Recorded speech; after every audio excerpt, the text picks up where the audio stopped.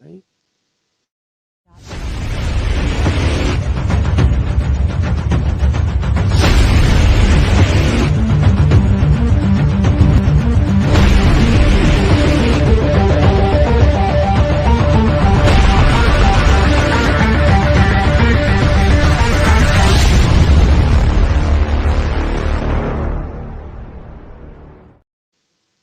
Hey guys, welcome to another episode of Journey to the Pit. I'm Jim Collins and I'll be your host this evening. I hope y'all guys are just as excited as we are as we do part two, or we can say the revised interview with Mr. Rick Hurst. But before we get started, let me go ahead and say the disclaimer. All the information discussed in this interview is for historical, educational, and entertainment purposes only. All opinions are respected of the individual and all rights are reserved.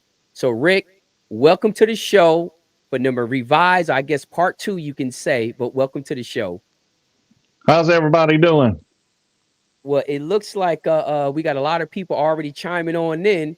We got just to give you a few shout outs before we get started. We got North Carolina in, we got Florida here, we got Tennessee here, we got Massachusetts here. So, guys, welcome to the show. And many of y'all guys know Mr. Rick Hurst. For the ones that do not know him, Rick Hurst is known throughout the Gamefowl community as one of the most knowledgeable individuals when it comes to meds, dealing with sicknesses, diseases, and vitamins and stuff like that. So he's definitely a very big, knowledgeable individual when it comes to health in the Gamefowl community. People all over the world know Rick, and we all know him for one thing. Some of the guys sent me messages, and they got a nickname for Rick. They call him the Medicine Man. So I do not personally know any single individual, and not saying that there's not more out there, but I personally don't know any single individual that has more knowledge, or I say more experience. I ain't gonna say knowledge, but more experience when it comes to dealing with game fowl breeders from all over the world. So, Rick, welcome back. And on this interview, we're going to talk about some of the revised stuff, like things that you have learned since your first interview, and kind of talk us and walk us through updated medications and updated processes as far as dealing with diseases and sicknesses and stuff like that. So you ready to dive in deep tonight, Rick? Yeah, I'll give it a shot. You're going to give it more than a shot, brother. This has been, everybody's been waiting for this interview. So, Rick, I don't want to talk too much about what we talked about during the first interview, because that interview is still available and they can talk about that. And we don't want to stretch this interview out for 5 hours. But let's kind of get into, always like to start with the most common diseases and sicknesses that your customers deal with. And let's just take them one by one, what they are and how you treat them and what are the symptoms. So can we start from there? Yes, the most common today is coryza. This strain of coryza came in on a hurricane through Houston about 2 years ago when that hurricane had flooded Houston, and it went out Pennsylvania. And everywhere between those two spots, they had a bad case of coryza. Nobody was immune to it. If you said you haven't had it, I just don't know what to think about you at that point, because a lot of people's had it. Symptoms of this is swelling on one side of the face, yellow stinking snot. You'll know it because if you get it on you got to go take a bath.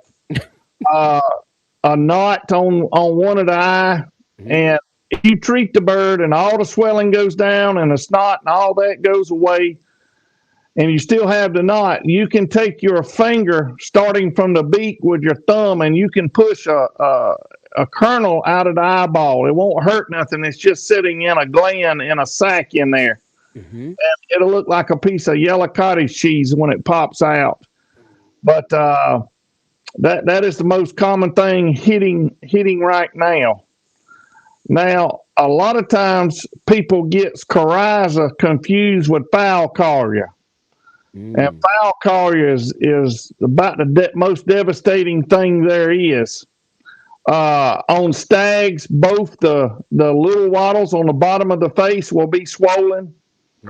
Both sides of the face will be swollen. They'll get crawlbound. They'll pass whole or undigested feed. There'll be yellow feces or droppings, green droppings like the greens. Mhm. It's kind of all those put together. It gets their guts and the respiratory fowl collar. But one thing you can tell when it's fowl collar, those two bottom wattles underneath swell up, and then you know that's the difference between collar and coryza. But very rarely you do get coryza, but you need to identify that real quick and real fast and have the appropriate medicine. Okay. And this levofloxacin is the new one that I like for treating coryza and fowl collar. Mhm. I coin it the new Baytril. The old Baytril is not as good as it used to be. It is a class one for quinolone drug. Mhm. The levofloxacin is a class three or a generation three, as they say. Generation three for quinolone. It's faster acting, stronger, and it gets what Baytril don't. But Okay. in human terms, is Levaquin. So anytime you've been to the hospital and you got Levaquin, you know you had a major infection, bacterial infection. But coryza is about 70% what hit people this year. And I'm going to go over the symptoms one more time. One side of the face swollen, a knot in the corner of the eye, maybe, yellow stinking snot, some chirping when the bird slings their head. They'll chirp at the end of it, because they're trying to get mucus out of their throat and stuff. Mhm. But that coryza, I like to use levofloxacin for it, Mhm. or I have a bottle that's florfenicol and Thailand mixed in case you have something like florfenicol and Thailand. Okay. But all the old Thailand, LA 200, Thailand 200, Mhm. uh, if it's not combined with a newer drug such as florfenicol, Mhm. it's just not going to get the job done.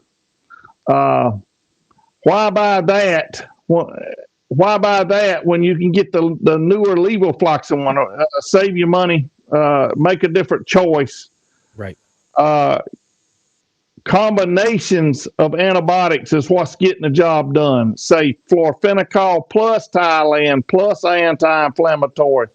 That's what's getting the job done because they synergize one another and make each other work better. Mm. Rather than florfenicol by itself or Thailand by itself, when you combine them together, they make each one other work. They accent one another and make each other stronger and everything. But unfortunately, right now, only levofloxacin is the only ingredient by itself that's working on a lot of this coryza. Right. Uh, So it looks like Rick that now it seems that from the last interview to now, it looks like now a lot of these medications had to have a combination to become more effective. Is it because that these, viruses and sickness, well, not viruses, but sicknesses and diseases, stuff like that, are they starting to build a resistance to it? Or are they just finding more manufacturer or just finding more effective ways to treat it? uh, Faster Okay. and, and getting out of the system quicker. Okay. Uh, you would have to treat 7 days with regular Thailand versus 3 days with this drug. Okay. So it's more effective. It gets in the system faster, but it gets out of the system faster too. Mhm. Uh, of course, our birds are considered ornamental birds, and that's the only thing that I concentrate on is ornamental. And this information is for ornamental birds or pigeon people only. It is not considered for egg or meat consumption. I do not deal with that. I only deal with the ornamental, which is gamefowl or uh, pigeon Right. people. Right. Any non-eating, anything that you don't plan on using for, like you said, egg laying or food consumption, correct?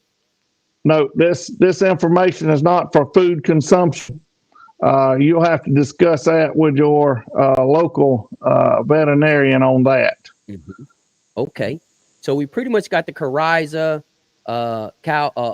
falcaria. Now, how about this is one of the common things that I see a lot.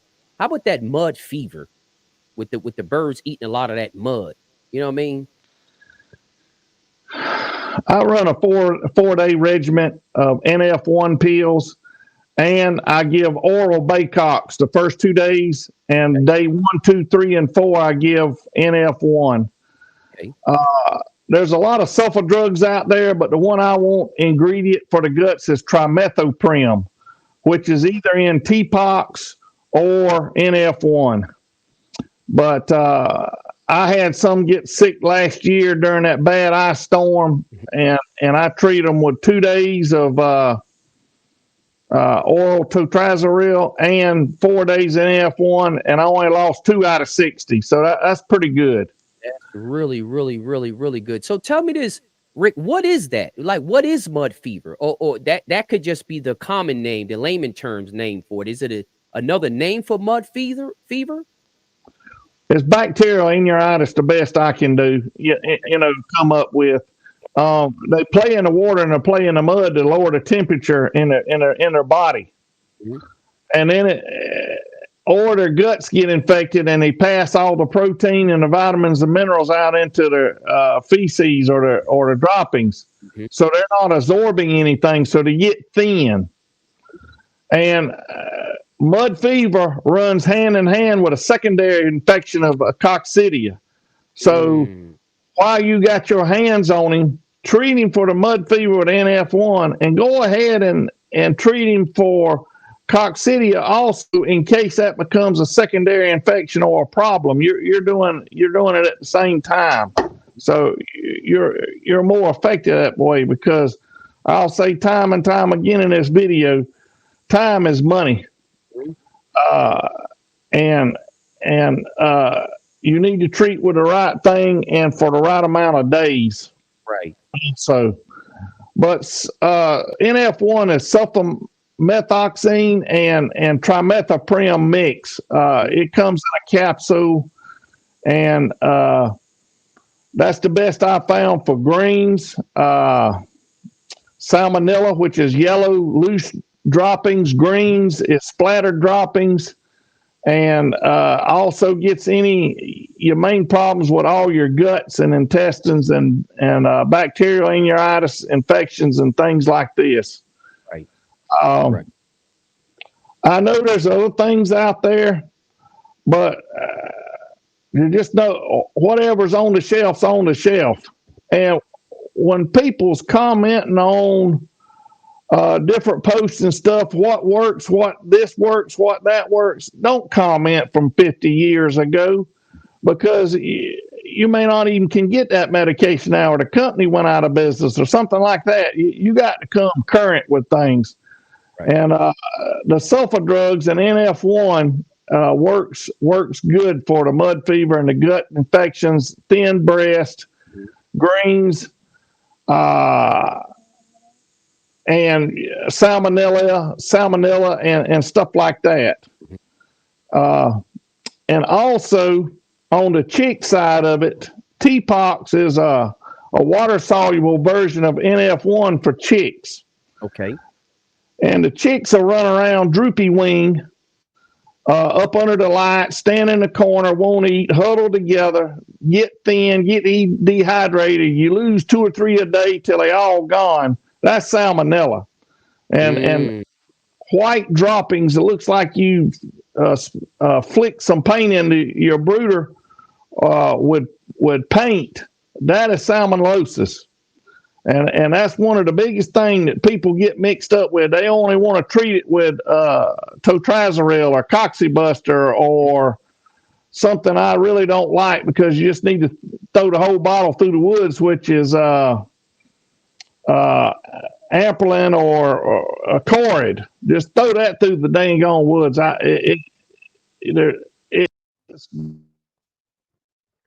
Uh-oh, it looks like we lost Rick. Hold on, guys. Hold on 1 second. I think his internet was his internet was having a little issues. I kind of heard it in his audio. But guys, just hold on tight. It looks like Rick has popped out, but he looks like he probably coming back in. Hold on. I think he's having a little issue with his internet connection. But guys, so far, this has been a phenomenal interview. I mean, unbelievable information. Like I said, guys, this is an interview along with others, but you probably want to listen to this interview, even if you don't use the meds, but just listen to the symptoms. And Rick is talking from experience. This ain't something he's reading on Google or YouTube or joined some group or something like that. The man he deal with these diseases every single day. Let me see if I can get Rick back in here. But yeah, just hold on, guys. I think Rick had a problem with his. Let me see if I can message him. But the information is going to be awesome. It's going to be awesome. I'm glad everybody's checking in. Please be patient. We having a little issue with our the connection. But let me see if I can.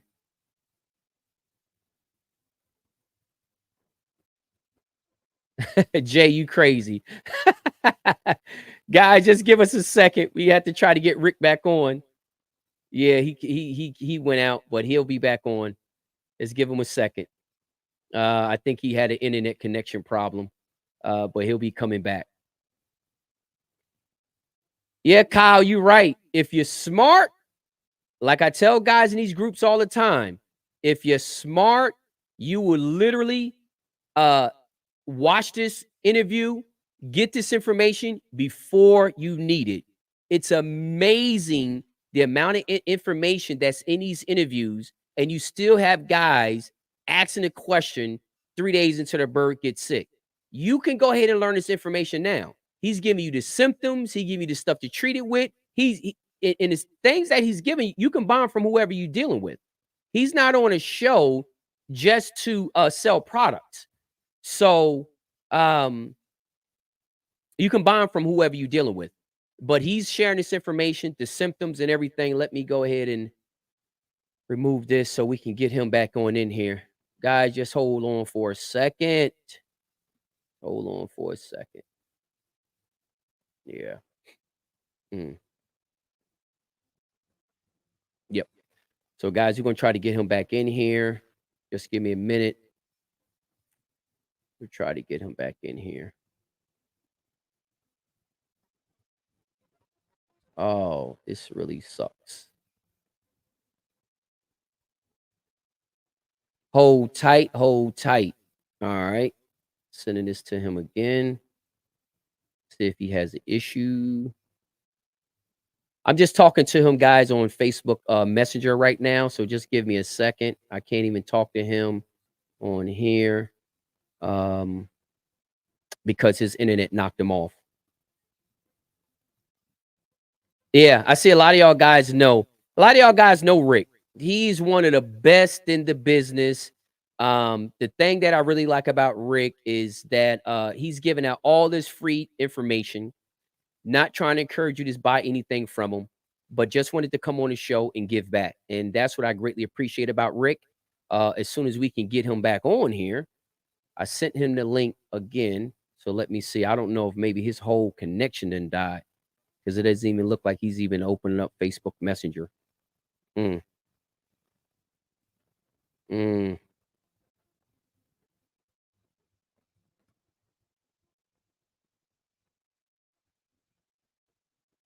Doug, you crazy, man.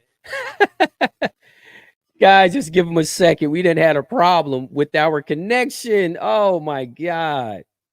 Nothing we can do is unpredictable. You know, everybody is not in areas that got super duper solid internet connection. Yep. Let's see here. Okay, he might be coming back in. It looked like he just seen the link. Let's see if we can get him back on in here. But like I say, stay tuned. Just sit back and listen. But I'm telling you again, I can't say this enough. Watch the first part and the second part of his interviews, and I promise you, you don't have to spend a whole bunch of time in these Facebook groups asking questions to individuals that you don't even know if what they're telling you is even correct, or what they're telling you is something that they use. Rick and I talked about it earlier. Here we go. Hold on 1 second, brother. Hold on 1 second. I don't understand the death of me. Got 50 questions, cut me off, calling my phone. How can I answer them? And I'm live. Right. But anyway, let's proceed. Rick, don't worry about it. Great time of day. I got airplane mode now. I thought I had it before, but it enabled it again. Okay, so Rick, all right, we can go ahead and continue, and I think we left off kind of with the combination of these drugs that they're using now. They created them to become more effective, to get in the system faster, get out of the system faster, and this stuff is for ornamental birds only. You're not talking about any egg layers or meat consumption birds. So that's pretty much where we left off at, and it was mud fever. Pox with a droopy wing. Okay. A lot of people get that misdiagnosed with coccidia, and they treating for coccidia with totrazaril the whole time, or generic Baycox, and they're not getting the salmonella, which will kill them just as quick as coccidia will. But and this is the T-Pox, and that ingredient trimethoprim is really the one I like. Okay. And another thing a lot of people get mixed up with, they buy totrazaril off of racehorse meds or something, or they get this Baycox. That is for oral for pigs, roosters, or cows. That goes in their mouth. It's not water soluble. And the way I distinguish it being water soluble or not, this is white like paint. Right. That's water soluble. If you're using it white and mixing it up in the water, it's going to settle in the bottom. It's not going to be suspended in the water. And this is one that is water soluble. And it's powder. But if you use Baycox or any other generic form of totrazaril to be water soluble, it would be the color of a cooking oil. Okay. Light cooking oil color. But if you see it's white like paint, it's only for the mouth, not for the mixing in the water. And a lot of people go out and buy this, and they get that stuff from racehorse meds, and it's white, and it's not any good for the water. Right. But if you want to use this for your yard, for cocks to have coccidia on cords and brood fowl and pens, that's fine. But this is not to be mixed in the water. That's one of the problems people have. They taking oral medication and mixing it in the water, and it's just going to settle to the bottom and not going to do any good. Right, because it's not designed. It's not designed to be administered like that. That's correct. This for the mouth, if it looks like cooking oil or a powder, of course, water. Right. And that should cover that. That's one a big misconception or misunderstanding people have is whether to use it in the mouth or use it in the water.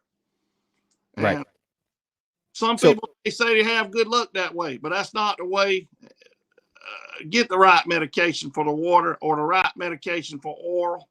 Right. And just start out on the right foot and don't waste money on something that you don't even know how to use. You know.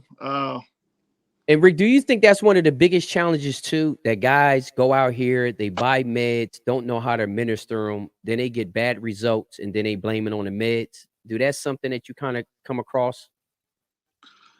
They're mixing a prevention dose up, and when they're wanting treatment, mixing up the wrong way. They get 50 birds sick, and they try medication for 2 days, and they panic, and they switch it to something else. Try that for 2 days, and switch it to something else, and try that for 2 days, when you should have been using the first medication for 5 days the whole time. Got you. Sometimes it takes more than 1 day to see a result. Right. And like on this T-Pox, It comes in a 5-gram pack. It's one pack of 1 gallon of water. Okay. But let's say you have Promoxil 550 or Ambroxetil or some of the other stuff is in grams in Philippine instructions. 1 pack is 5 grams, and that's 1 teaspoon. Okay. So 1 teaspoon is prevention, and 2 teaspoons is treatment. Got you. Say Promoxil 550. You want to treat your biddies with Promoxil 550. It's going to say 10 grams. 5 grams of any powder is 1 teaspoon.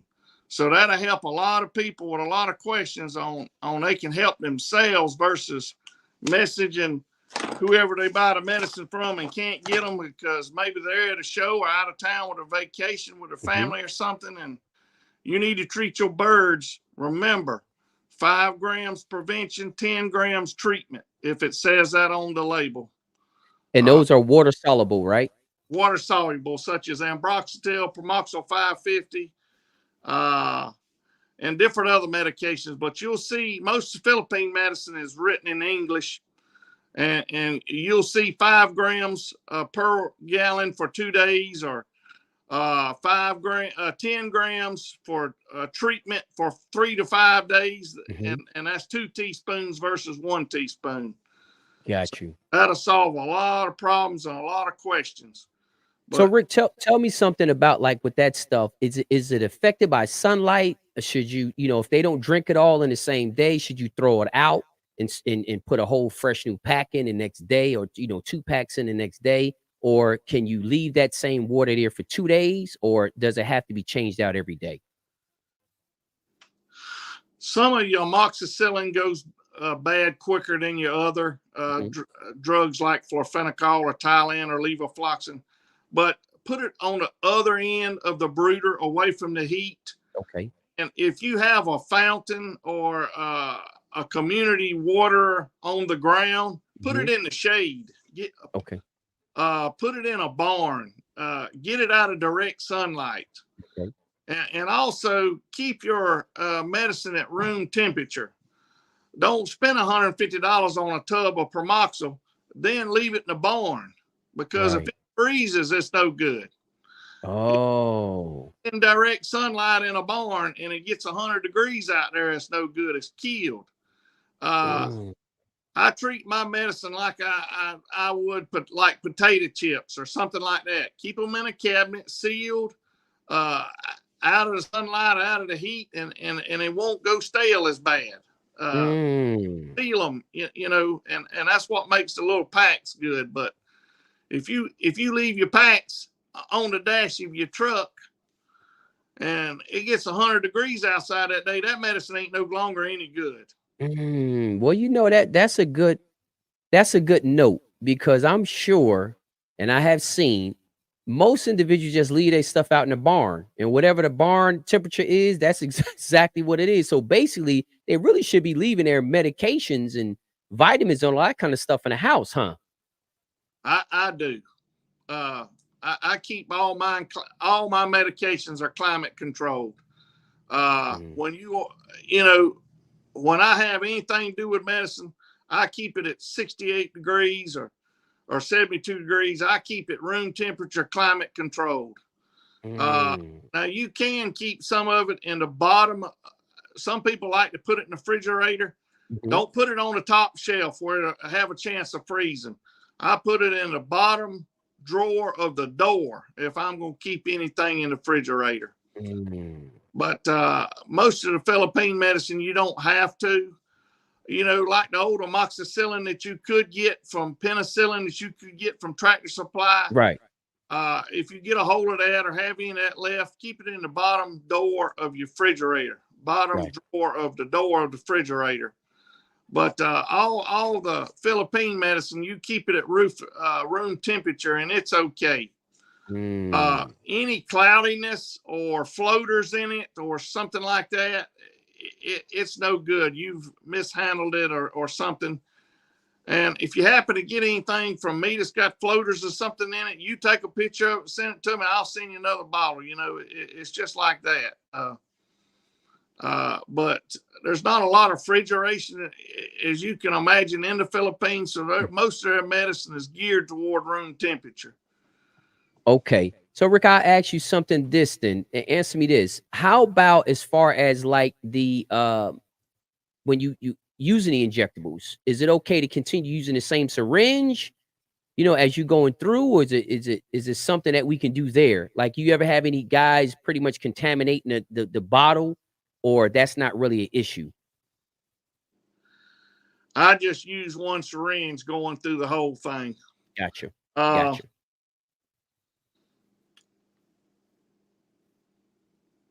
I don't see any problem there.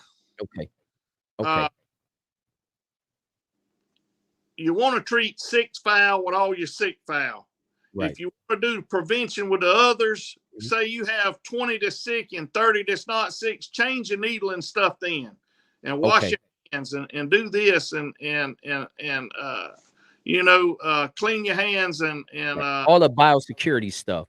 yes, do that after you treat your sick ones, and you want to do some prevention or something like that.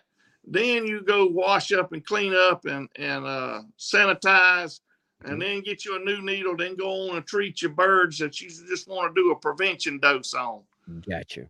And Gotcha. a lot of people use an insulin syringe. Mm-hmm. That is for insulin. That's not for giving birds shots. An insulin needle is a worthless thing you can have to be a gamefowl person. Mm-hmm. You want a 25 gauge needle, 3/4 of an inch long when giving injectables. Okay. Because that's putting it deep in the breast muscle. And what happened if you use an insulin syringe, when you give a shot of the green label or the Pneumosure that I carry, Mm-hmm. it'll bleed out of the muscle, get trapped under the skin, and cause a cyst, and it'll bust. That's an improper length and gauge of needle.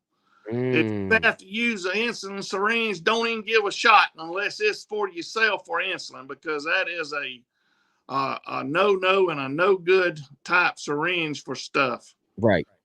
Because you basically said it's not even going deep enough, and then the medications is basically secrete back out the muscle, get trapped up under the skin, and cause a cyst. Correct.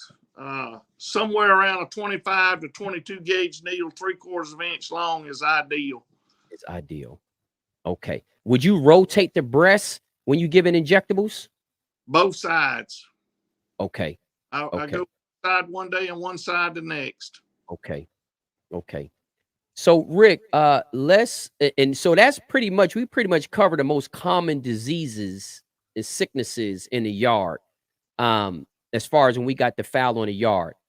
I know we touched on the biddies, the chicks, about the salmonella and the cocci. So why don't we just go ahead and kind of move to that, because you went over a program that you kind of used on the last interview.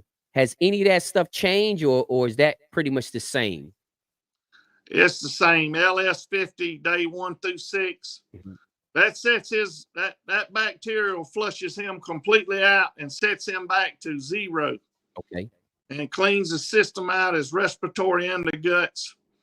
And day 9 and 10 is for coccibuster or generic totrazaril. Mm-hmm. 17 and 18 and 27 and 28. When you treat that coccidia like that, that is a program that they use in broiler houses in Europe. Those 4 days and 3 days of treatment, and 3 different times, and it knocks it back, and it's better than a vaccine, in my opinion, on that. I follow up with spiramycin. You can move it up or back. If you have rain coming, give it to them 2 days ahead of a rain. Okay.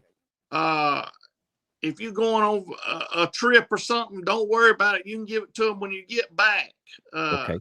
And things like that. You can move the Basterno for worming around. You can use move the spiramycin around. you can move your vitamins and stuff around, whether it's Vitamin Pro or another vitamin powder. You can move that around. But the LS50 and the Coccibuster has to be given on those days. Okay. And you said that's about as effective as a vaccination, in my opinion. Okay. So Rick, tell me this then. Since we talked about the chick program, let's talk about worming. Worming from even the chicks on up. So let's start with the chicks. When do you start worming? What do you worm them with? I worm them with a powder called Basterno. It's levamisole and albendazole, which is valbazen and prohibit mix is what it is, and its ingredients. A lot of people just worm with prohibit powder because you can still get that. Mm-hmm. And a lot of people worm with valbazen. You can still get that, but valbazen's not water soluble either. A lot of people put water, but it's wrong. You're going to create a worm resistance with that. I've read numerous articles and talked numerous people on that. Mm-hmm. Valbazen, a Fowl group that I'm involved in. The main guy that runs the group is a veterinarian. Mm-hmm. And he raises peacocks and ornamental birds and peafowl. Mm-hmm. He mixes 20 cc's of valbazen to a gallon of water for it to be effective. And he said if you just use 2 or 3 cc's, you're only building up a resistance, and you're only making your problems worse. If you're going to worm with water soluble, I would stick to levamisole. If you want to buy it from your feed store or something. Which is called Prohibit, the brand name Prohibit. Right. But if you want to order Basterno, that is your valbazen and your Prohibit mix in powder form, and it is water soluble. They put certain stuff in there to bind it to the guts, binders, probably something like a glycerin powder or something like that, you see. Okay. But that's what I mainly have for the chicks. Mm-hmm. I've tried. At what age? But what age do you start worming them, Rick?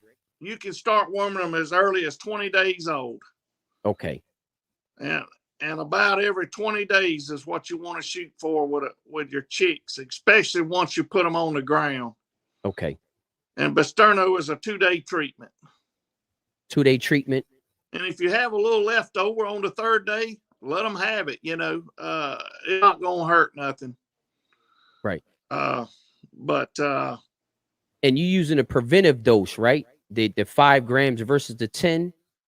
No, on the 5, that is recommended for the worming. Okay. 1 teaspoon or 1 pack or 5 grams per gallon of water. Mm-hmm. On that particular product. Coccibuster and T-Pox, the dosage for treatment is 5 grams. Promoxil and Broxetil, some of your other stuff, Vitamin Pro is all 10 grams per gallon. So Rick, let's go back, and you gave us the amounts. How many days do you give it to them though? Basterno 2 days, Coccibuster 2 days. And also it's on the end of the box. Okay. I just give Vitamin Pro after meds, to put the probiotics and stuff back in them. And Broxetil, powdered levofloxacin, that's 5 to 7 days on your treatments. When you have respiratory problems, is always 10 grams and usually 5 to 7 days on that. With respiratory, and respiratory is pretty common in fowl, isn't it? Mainly coryza. That's 70% of your problem, and you do have a problem with CRD, but I have one called Vetricin Ultima, which is what I covered in the first interview. Mm-hmm. And this new Baytril, I coined it, levofloxacin. I sell more than that than anything else. And how do you use that, Rick? It's in the water, and Okay. it's the most economical also because it's 1 teaspoon to 2.5 gallons of water. So it's pretty strong enough, and it'll go a long ways. But if it don't work, the Vaccinations works. And just let me say something about the respiratory.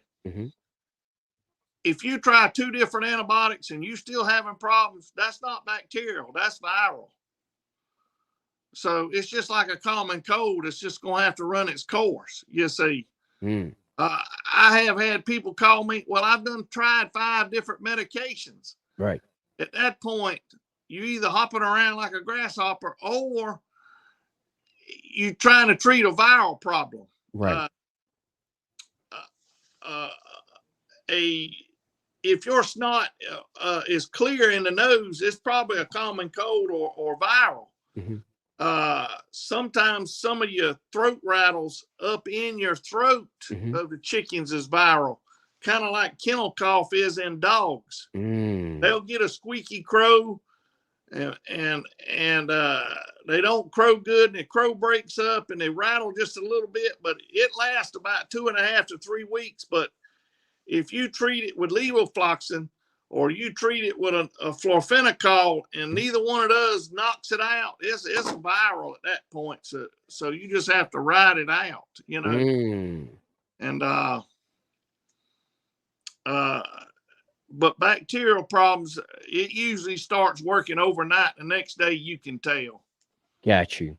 But everybody thinks that if you throw some type of medicine at them, one of them's going to work. But it does not work in viral problems or viral respiratory problems. Right.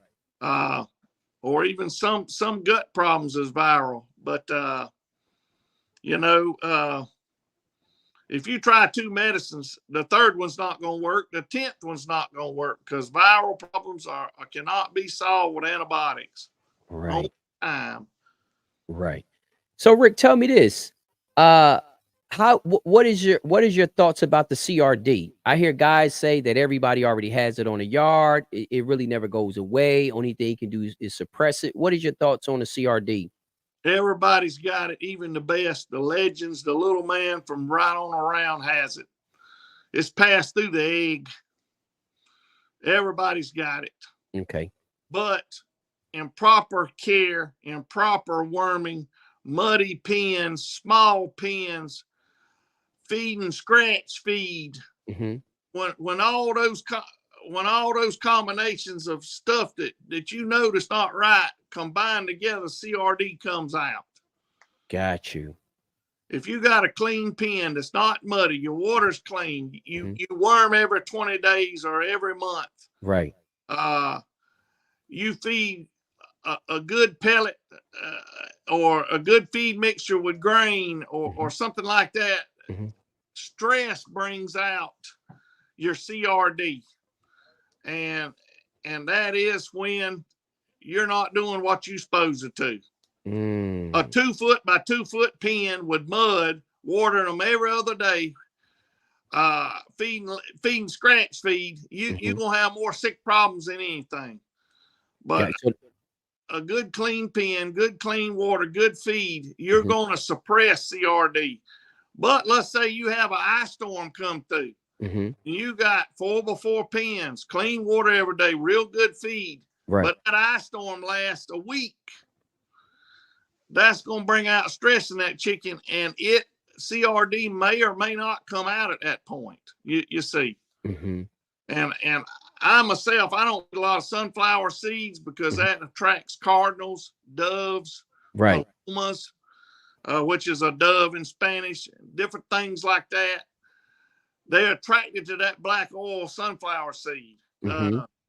My birds get plenty of oil from whole corn. So you can cut out milo, you can cut out black oil sunflower seeds, and that'll keep those sparrows from drinking in your water and trying to search out that bird feed, as I call it. And that's a way to keep from getting CRD. but just stress brings it out. And the healthier you can keep one, and the better you can do, the less likely you're going to have a CRD. But, Got you. Because stress is like the number one driver, huh? So correct. tell, The other strain of coryza, the new one, it doesn't matter how clean it is. If something brings it in, it's there. But CRD is mainly caused by stress, not worming fowl, worming them improper, this and this and this. Okay. So tell me this, Rick. What is the best way to treat CRD? I go back to the new bay trail I coined it, levofloxacin. I have the best luck with that. Okay. Now there is another injectable on the market. I don't sell it anymore because too many people have not gotten instructions right, or read it the wrong way, or this or that, and they've just killed their fowl. And I'm not fooling with it anymore. But the best I have is levofloxacin. And I do have some generic Denagard capsules mixed with doxycycline. They're a yellow box and a yellow capsule. They work real good because Denagard, or thiamulin furamate, is a CRD specific drug. Oh, it is. Does nothing for pneumonia, does nothing for coryza, but it is CRD specific. And a lot of people use Denagard for pigs, and they have success with it. But I like it combination with doxycycline. Or doxycycline is a version of LA200, which is oxytetracycline. All your cyclines, your newest form is doxycycline, and that one works better. But you can go in and do a prevention because that comes in powder form too. And I mentioned that on the first interview. Or you can use the levofloxacin powder 2 days a month as a prevention also. But on CRD, either levofloxacin or Denagard and doxycycline combination is about the best you can do. Or the spiramycin works real good also. Those three are CRD specific. Got you. And you said program, so that's why it's in there, to prevent all that stuff. Okay, so Rick, tell me this. So can a keep bring out CRD? Putting a bird through a keep? More coccidiosis than CRD. Gotcha. Coastal Bermuda hay, which is the big round bales. Don't use that in your fly pen. It gets a mold on it when it gets wet, and it causes problems with the lungs. I don't like wheat straw either because it's so dusty and it tears up.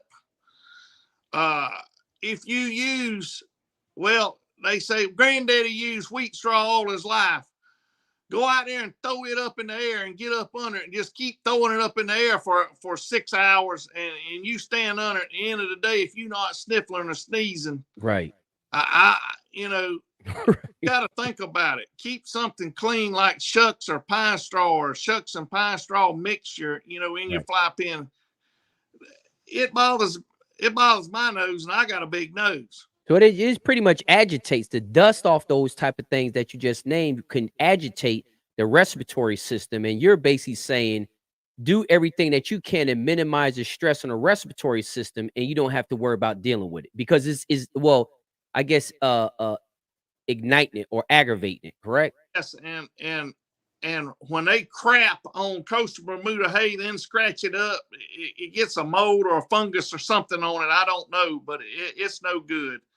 And I don't even use Coastal Bermuda hay with my dogs when they're having puppies, because when they pee on it, something is in that Coastal Bermuda. It'll make the hair fall off the puppies and their mama dogs too. So if it'll make the hair fall off of a dog when it gets wet, just think what it does with a chicken's lungs, which is the size of a pecan. Right. Just think about it. if it's dusty and you see them scratching and dust is flying out of the front of the fly pens and all this, don't use nothing like that.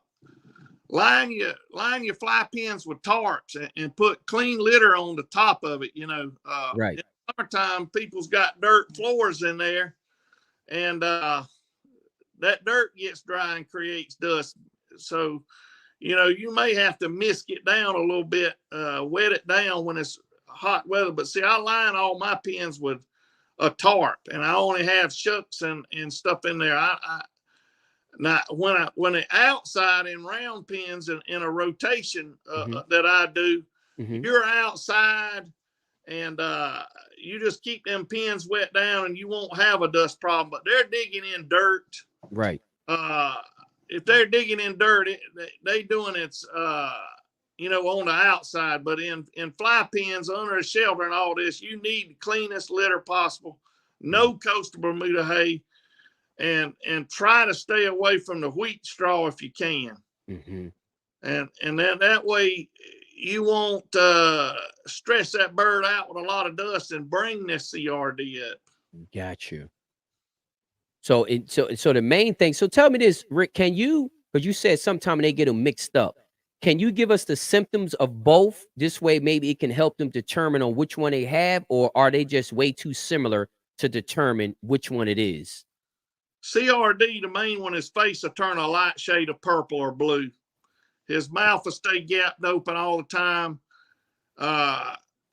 You can fly him to the bench 3 or 4 times and stuff. And if his face flies off purple, his mouth is gaped open, you might want to put that one back and treat him and bring him back another time. Okay. And would that be the symptoms of CRD? Purple face is the main one I see. A lot of people determine that by bubbles in their eyes, allergy, pollen, dust, also CRD, also coryza. Their eyeball gets scratched. All those things is going to bubble. We have tears and roosters have bubbles. So every time somebody sees a bubble in the corner of the eye, that don't mean they got CRD. Hell, it could be South Georgia yellow pine pollen that's aggravating them. Stuff like that, you see. That's a good one there, Rick. Not to cut you off. You see what I'm saying? But go ahead, Rick. I'm sorry, but hold on. Not to cut you off, but what you just said is very important because honestly, I didn't know all them other things were can cause bubbles in the eyes. And I was pretty much taught that was really the number one symptom. But you're saying it could be a whole bunch of other reasons that birds can have bubbles in their eyes. So you really need to focus more on the color of the face and the gaping of the mouth to kind of tell if it's more so CRD, not just the bubbling of the eyes. And they won't work. They lazy. They weak as a dish rag. They just weak, won't work. Purple face, mouth gaped open at any type of work or rotation. And the blue face or the purple shading of the face, you got CRD. Got you. So guys, remember, don't just see bubble in the eyes and think that that's what you have. And what's the symptoms of the other? Coryza is one side of the face swollen, yellow stinking snot. Okay. A knot in the corner of the eye, which you can mash out with your thumb, or sometimes you have to cut it out. And rattling is usually something like pneumonia or a lung infection or something like that. A lot of people get rattles. That could be a strain of CRD is rattling in the lungs, but the one that hurts you the worst is the purple face. Infection in that lung, it actually gets cheese in or around the lungs and keeps the lungs from expanding like they should 100%. Got you. Okay, because we did have a question in the comment section about that. So Rick, tell me this: how would you treat that, and what would you treat it with? Levofloxacin or levofloxacin is what I would treat it with. Okay, and how long of a treatment? 3 to 5 days. Okay, is that water soluble? CC, 3/4 cc to 5 pounds. And if you're just doing a prevention 1 to 2 times, about a half a cc or something, you see. Got you. But I want to go back to this green label. Mm-hmm. This helps for rattles, pneumonia, bumblefoot, pen fights, after show care, wounds, a dog bite. I keep this at all times. Due to the fact is a young stag's going to go by there and hit at your broodcock. His feet's going to get messed up. His face is going to get messed up. He goes off of feed. He won't eat. And if you 7 times out of 10, you're going to lose him. Or he's so messed up from then on, you can't do nothing with him. If you give him a shot of this, he'll be crowing the next morning. Now, not be 100%, but he'll be good. But this is one medicine. And NF1 for the guts and the gut mud fever. You need to have those 2 products or something with the ingredients that's similar to those 2 products on hand. On hand. And I was going to ask you later on in the show about what I would say kind of like a care package. You know what I mean? Like a first aid kit. NF1 and Pneumosure, which is the green label. And also I add levofloxacin for some of your harder respiratory infections such as coryza and CRD, but that Pneumosure, I keep it at all times. Tie cords breaking and they getting into a little scuffle. Right. That there, if you don't have it and give it to him, he's down for 4 or 5 days. He gets thin. You just will go ahead and cull him. But with this, you can put some ointment on his feet and give him a shot of that, and he's good. Okay, got you. So, Rick, I know we talked a little bit about the worms with the chicks and stuff like that. I would like to talk a little bit about the different worms, the symptoms of those type of worms, and how you treat them. This is Vermex 4. I introduced it. I introduced most of the product. Everybody else just follows me with what I do. But the P word, praziquantel, that gets your tapeworms. That's 95% effective against tapeworms, and that tapeworm is the most detrimental, harmful to your game fowl. Okay. Astig, several Mexican wormers have praziquantel in it now. If you see praziquantel, you know you've got a good wormer. Okay. And if this had B12 in it, people would think it would be the best wormer since sliced bread, and a lot of people do. But a lot of people companies are adding B12 into their wormer now. And it makes the rooster feel good the next day. And they said, well, I done something. You ain't done nothing but give them B12 tablet, or, you know. But praziquantel, that ingredient is the ingredient you want.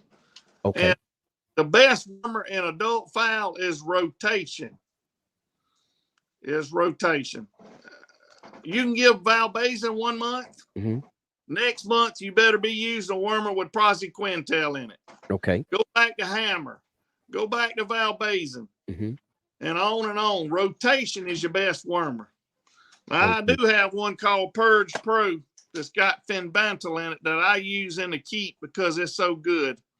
Worm 1 full tablet on your first day in your keep and come back with a half a tablet. Then you know all the worms is out of them. I worm 2 days in a row in the keep. Okay, so one whole tablet on day 1, half a tablet on day 2, and then you should be good. You're good. And Purge Pro is my best wormer, I believe. Best wormer in the world. I don't care who has an opinion about it because it don't have B12 in it.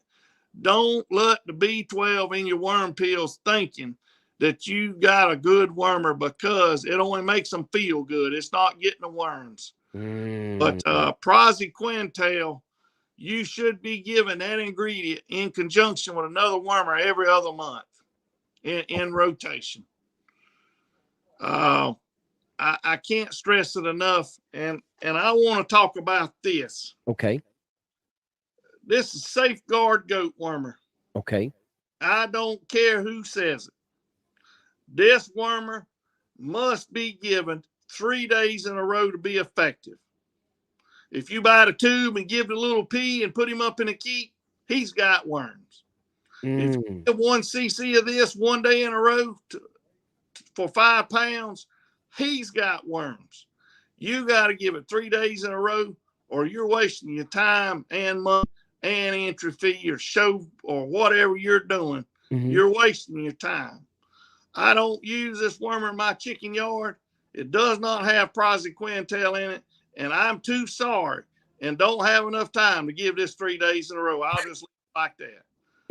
I'm not going to worm a chicken 3 days in a row when I can save time and money and use it once. Right. This is a 100 milliliter bottle for $36. Right. 100 milliliters is only going to worm 30 roosters. This 35 plus you got praziquantel in it, 35 for 100 tablets, 100 roosters. 1 day, 3 days. Right. Money. So what you want to use? Right. You know, just go ahead and give them a tablet. And be done with it. Why use this? Right. I use this in my puppies for Giardia, but I treat them with it 5 days in a row to make sure I got that. But it's the only time I use Safeguard. If you use Safeguard paste, liquid, or anything like that, throw it through the woods and be done with it, because it's a waste of time and money. Now, some of the horse pastes do use Ivomec and praziquantel, but you can overdose a chicken on that. It costs about the same or more, like your Dimectrin Gold. Just go ahead and get you a tablet that is dosed for a rooster. And whether it's Mexican or Philippine medicine or whatever, just go ahead and get you something praziquantel in it and be done with it. It'll save you a lot of time, heartache, and money. That makes a lot of sense. So Rick, tell me this though, with the wormer that you just was talking about, do you worm them on an empty stomach? How do you worm? Do you fast them and then worm them, or? The only wormer that's recommended for fasting is hammer and wormall. The rest of them, some wormers are systemic and some wormers kill by contact, where it knocks them out and they pass out in the crap, and you see it on the barrels. Just because you worm with Vermex or Purge Pro, they dissolve worms, and it looks like snot on top of their droppings. Wormall with piperazine puts a worm to sleep. He detaches. It's just like knocking somebody out. You know, they're limp, they're detached, and they pass out in the droppings, and you see it.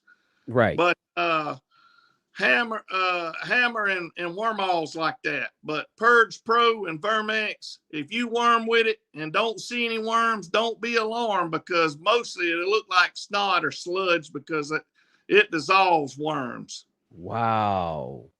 But Vermex, Purge Pro, Asti, you can worm anytime. It does not matter. Full of feed or no feed or whatever. Right. Tell me this, Rick. What is your thoughts on Ivomec? And I ask that because, you know, that's always an answer to every worming question in all these Facebook groups. It's just a cheap wormer, and it's better than nothing.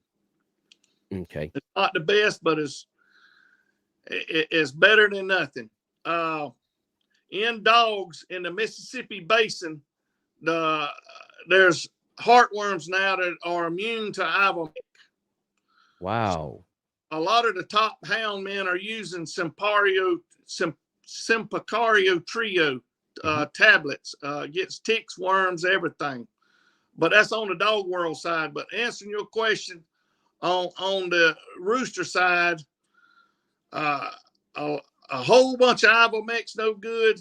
It's better than nothing, but it's not something I'm going to grab off the shelf and use. My vet that I work with and stuff says within the next couple of years they're going to take Ivomec off the shelf anyway. So just well upgrade and get used to using something different because it's coming. It's coming, huh? It's coming. Ivomec will be off the shelf here in the next 2 years, is according to what he told me. You know, I can only go by professionals giving me that information. You know, I don't have dibs on the inside of companies or all this, but it's already caused problems with dogs in the Mississippi basin or waterway, or however you want to put it. You know, if you're in West Virginia, still use Ivomec on your dogs and sparingly with chickens. But if you're in Mississippi, Louisiana, along the Mississippi River, you need to switch to some Picario because Ivomec's not going to work. That heartworm is immune to it, and it's just weakened. Just like the Safeguard I just held up, one dose used to do it, but it don't anymore. It's just weak, so weak. So get on current types of wormers and rotation. I can't say it enough. Rotation, right, is your best wormer. Quality wormer, but rotation as well. Correct. Rotate the different kinds. Right. I remember one time, and I think it was the last interview that you talked about also too, that ivermectin is really hard on their liver. I do believe that. I can tell it when I give, and people want to give 1 or 2 drops. That's no good. It's not. You're only making your worms in your yard immune to Ivomec by underdosing. That's what a lot of people's problems with. They only give Safeguard 1 day in a row, or a pea size out of the the little syringe type thing, or 3 drops of Ivomec on a bread. That is underdosing, and that is what is causing resistance. Proper use and not the correct dose.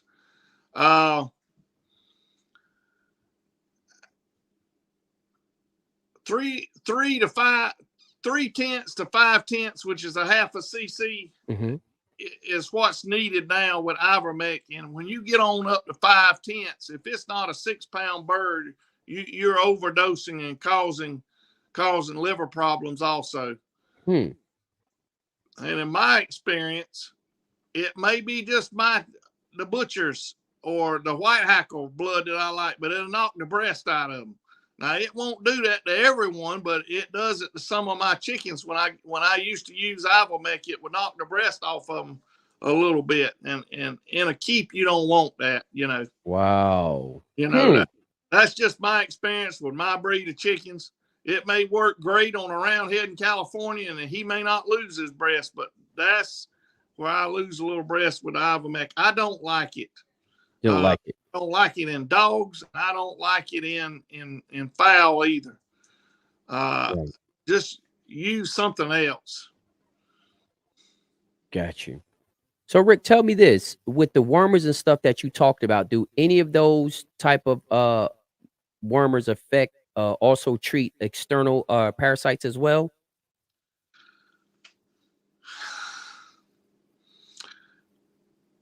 They use ivermectin in their wormer and claim that it treats bugs. But in Georgia's saying it don't. There's no wormer out there on the market today that treats external parasites, in my opinion, except Ivomec Poron and Zydectin will treat external parasites also. But the Porons are modified to treat it that way by the absorption in the blood.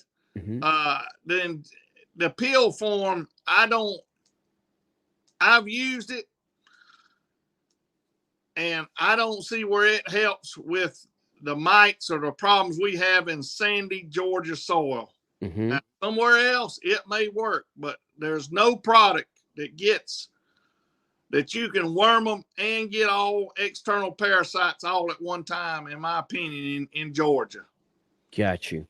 Ectoline is what most people use, the red drops, but they use 1 under each vent, one under each wing, one drop on the vent, one drop on the back of the neck.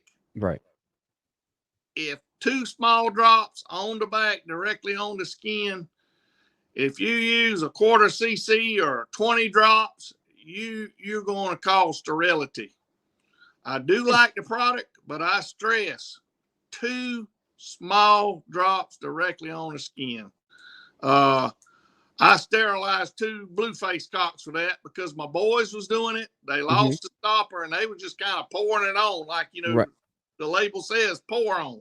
Right. Half a cc at a time is too much, and it will cause sterility. Didn't know that. Will make pour on in large doses, probably will too. Right. But I just don't fool with the ectoline anymore. It's a good product. I would rather use a spray. And I have this spray that you can use it as a dip, or you can take 1 pack and mix it in a quart of water as a spray. And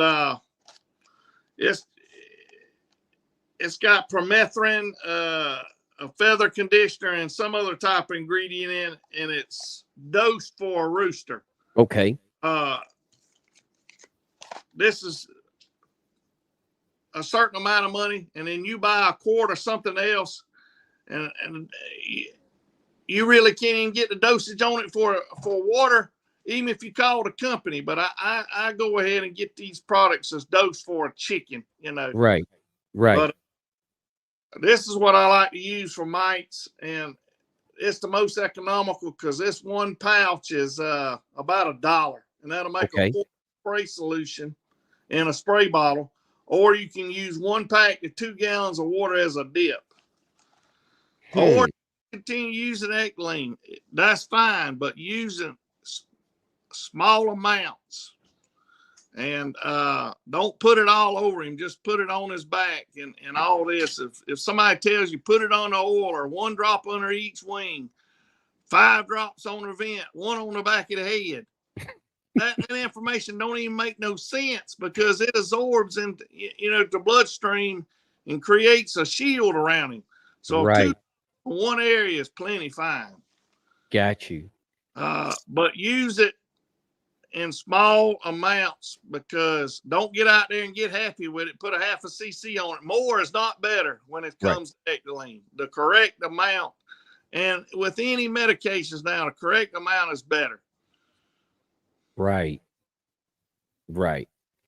So Rick, since this is another thing I wanted to talk to you about, and we have talked about this before, something that we see very common. And the reason why I want to ask you this is because it has something to do with treatment, medications, and stuff like that. I think we both know, and many people watching this today, as soon as somebody say they have a sick chicken, the first thing you see people jumping into the comment section, call. Now, I don't believe that. I don't see how you can get anywhere if you call in every single thing that gets sick. I don't think, and I think also John Marks talked about it too when I interviewed him, that he says, when he sees it, he just like, that's not even sensible. So what is your methods? I know we had talked about it, but share your methods when it comes to, what makes you decide to call, what you'll treat, what you won't treat, how many times you would treat something, and how you determine when something needs to be called. See, greens is caused by a bad grain, and that ain't got nothing to do with immunity. It's a bad grain. So treat him, band him, write it down. Whatever you treat it for, band him, write it down. Wing bands and leg bands is cheap. If the problem comes back in cull.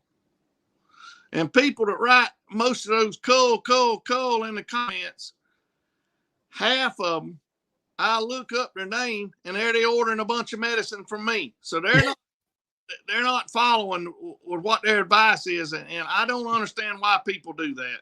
Right. I don't understand why people want to tell a newbie to cull everything. Give something a chance. Treat it once with a correct medication and a correct dosage.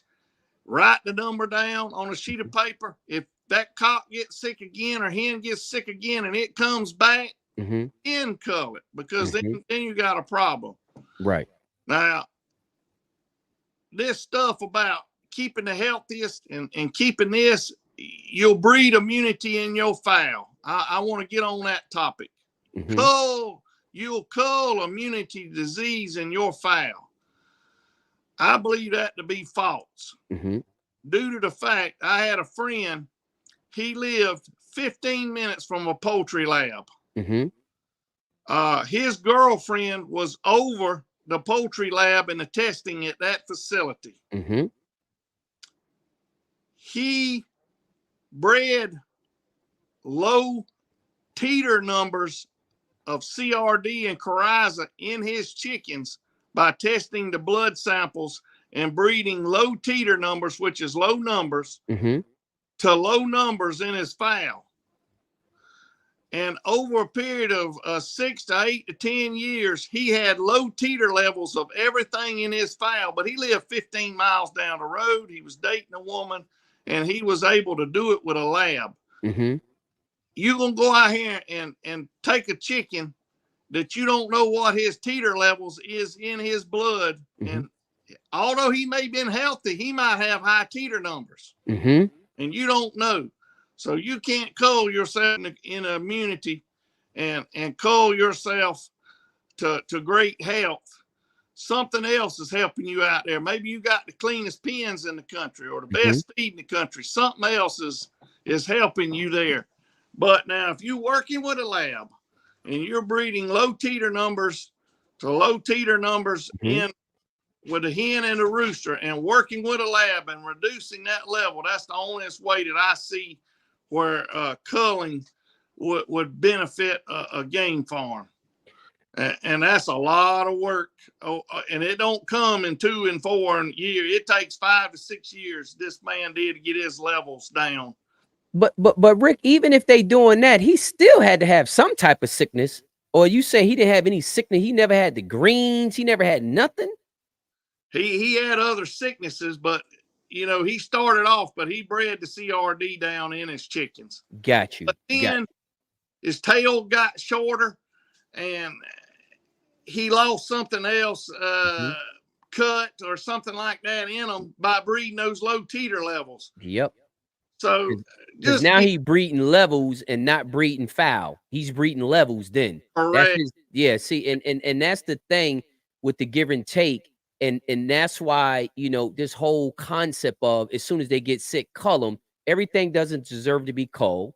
And just like your buddy, if, he start focusing on breeding for these low numbers, then he's taking the bird out the equation and just focusing on the numbers and not the bird itself. So he started shortchanging himself on a whole bunch of other qualities that he needed, correct? He's got a low teetered bird that looks like a duck. No station, big tail, no tail, something's wrong. And that's good what he tried to do, but in the long run, it's not for consumption, or you're not focusing on one disease. Right. I treat and cull the second time if it comes back. I don't breed anything that's ever been sick, and that's just the way I do it, and it works out for me. Right. So you basically, something gets sick, you'll treat it and ban them. And when you ban them, you'll record what they got, what their sickness was. But the second time they get sick, if it's the same thing, you said you'll go ahead and cull them. I'll cull them then. Okay. Is it any particular thing that you will cull them immediately, like Merrick's, or is there any particular thing you'll just cull them immediately? I don't vaccinate any birds because I'm not a big facility. I don't sell chickens a lot. If I was in selling chickens, the only thing I would vaccinate for is Merrick's. And you can divide that Merrick's tablet up into fourths. I believe Tammy Marco pioneered that, or was one of the first people that did it. Yes. She divides those tablets up where you don't have to mix the dosage all up at one time. Right. Got a little interview. She's got an interview with you, and she's maybe posted something on her Facebook in the past. But if I was to vaccinate for anything, it would be Merrick's. Okay. Right off the rip. If I vaccinate for pox in Georgia and it goes west, say Texas border, they're going to get pox because they got different strains out there than we got here. It's just like a flu shot. You're vaccinating on strains that happened 5 or 6 or 10 years ago and not current. But Merrick's, if I was to vaccinate for anything, I'd vaccinate for Merrick's. While we're on pox is viral. There's no medication going to make it go away. I use Blue Coat, which has a purple spray. It's got Genesian violet in it. And that's what the purple stuff is. Isolate pox. Put waters on the roost poles so nothing else will drink behind them. Put the Blue Coat on their head with a cotton swab or something like that so that mosquitoes don't light on them and transfer it. And whatever you do, pox is on the face and also between the scales of their legs. If you see one pox on your property, don't trim no roosters because you'll have to end up killing half those roosters because everyone will get the pox and it's 4 times as bad. Wow. So trim any roosters. Take time and go through and make sure they don't have any pox on their legs, in between the scales with a scab on it, or on their head. If they do, just another day of trimming. And trimming scissors is what I get another big question on. I use these Good Grips. Get them on Amazon. I used to work for Wiss Scissor Company. A lot of people use Wiss. I lasered the part numbers and on that. I run a laser machine and worked for Wiss Scissor Company for 10 years before they was moved to China. Trust me. I've had every type of scissor they made. I brought home on company day when you could buy it for nothing, like a reject, and tried to trim scissors, trim chickens with Wiss scissors, all kinds, electrical. Some of them I brought home that work good, cut Kevlar, your big Wiss scissors. But this by Good Grips, the best one I've found. It comes apart so you can clean it. Size it. One blade is sharp and one blade's micro serrated. I trim any time of the month. I don't care what the sign is, because if one blade's sharp and one blade's micro serrated like these, you're pinching rather than cutting. So when you pinch flesh together, it pushes the blood back down in the base of it. I trim anytime. I don't care what the signs are. But these are the best I found. A left-handed person or a right-handed person use them. I don't carry them, but you can get them off of Amazon for like $17. They come apart. You can sanitize them. If one yard you got some sickness in, another yard you don't, you can clean them at any time you want to. And that's just what I use for trimming. Good Grips, kitchen shears. I never seen those before. Wow. I used to trim about 1,500, 2,000 roosters for people a year. Fast as they catch them, I can trim them. But I use that scissor. Now, other people may have good luck with something they like, but that's just what I use. Right. And a newbie, if he started out with that, he can't go wrong. Right. So that's probably something that you say you could buy right off of Amazon? Yeah, Amazon. You just punch in Good Grips, kitchen shears, and it'll pop up. Right. So Rick, let's talk about, I know we had talked about different types of sicknesses and stuff like that, depending on what part of the country that you're in, as far as treatments. Remember we were talking about as far as treatments, if you're in one part of if you're in Oklahoma, I think we were talking about Oklahoma, wasn't it? Yes. What works in Oklahoma may not work in Georgia, or what works in Georgia may not work in Virgin Islands or England. You got to have somebody that's going to take time with you that knows what's going where is working, and you're following up with people and you're getting feedback with what's going on in America. What's the best in the Philippines might not be the best in America. Right. some people try to sell medicine over here for malaria. We don't even have no malaria in America. So why would you want that medicine, somebody to sell that medicine if they don't even know what's going on in America? You got to know what's going on in this country. And that's by experience and getting feedback with people and different things like that. And those fellow in Louisiana, they catch it worse than anybody. I don't know if it is the bayous, the mosquitoes, the gnats, or whatever is in that state, but Louisiana people catch it worse than other people. And you might have a fellow in Ohio say, well, I don't never have no problems, because you got 4 seasons in Ohio, one being cold. Right. Louisiana, you ain't got 4 seasons. So what works on one farm may not work on another. And that goes all back to that culling stuff. You know, it may be the way you care for them or the part of the country you in. If you culled everything that got sick in Louisiana, you wouldn't have nothing left after about 6 months. That's a good point. That is a good point. And guys, really pay attention to what he just said. That's a very good point, because it goes back and Rick is not promoting turning your farm into a hospital.